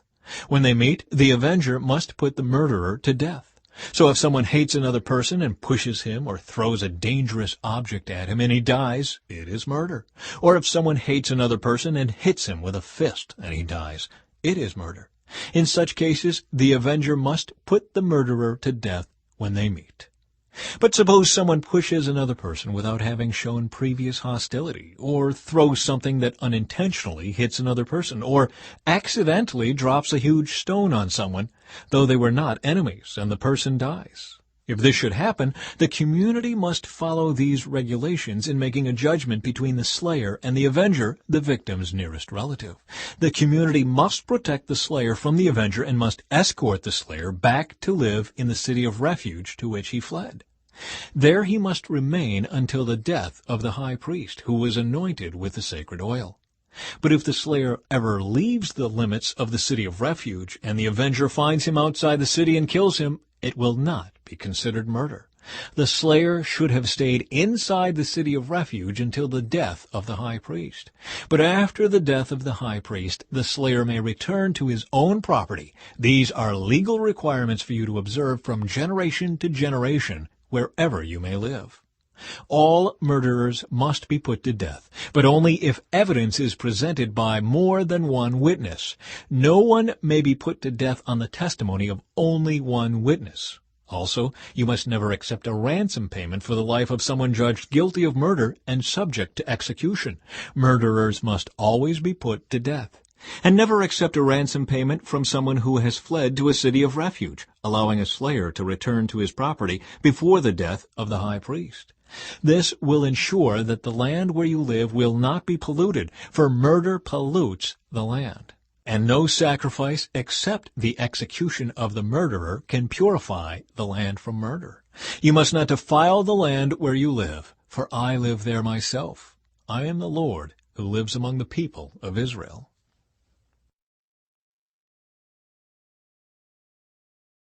Chapter 36. Women who inherit property. Then the heads of the clans of Gilead, descendants of Machir, son of Manasseh, son of Joseph, came to Moses and the family leaders of Israel with a petition. They said, "Sir, the Lord instructed you to divide the land by sacred lot among the people of Israel. You were told by the Lord to give the grant of land owned by our brother Zelophehad to his daughters. But if they marry men from another tribe, their grants of land will go with them to the tribe into which they marry. In this way, the total area of our tribal land will be reduced. Then when the year of Jubilee comes, their portion of land will be added to that of the new tribe, causing it to be lost forever to our ancestral tribe." So Moses gave the Israelites this command from the Lord. "The claim of the men of the tribe of Joseph is legitimate. This is what the Lord commands concerning the daughters of Zelophehad. Let them marry anyone they like as long as it is within their own ancestral tribe. None of the territorial land may pass from tribe to tribe, for all the land given to each tribe must remain within the tribe to which it was first allotted. The daughters throughout the tribes of Israel who are in line to inherit property must marry within their tribe, so that all the Israelites will keep their ancestral property. No grant of land may pass from one tribe to another. Each tribe of Israel must keep its allotted portion of land." The daughters of Zelophehad did as the Lord commanded Moses. Mahlah, Tirzah, Hoglah, Milcah, and Noah all married cousins on their father's side. They married into the clans of Manasseh, son of Joseph. Thus their inheritance of land remained within their ancestral tribe. These are the commands and regulations that the Lord gave to the people of Israel through Moses while they were camped on the plains of Moab beside the Jordan River across from Jericho.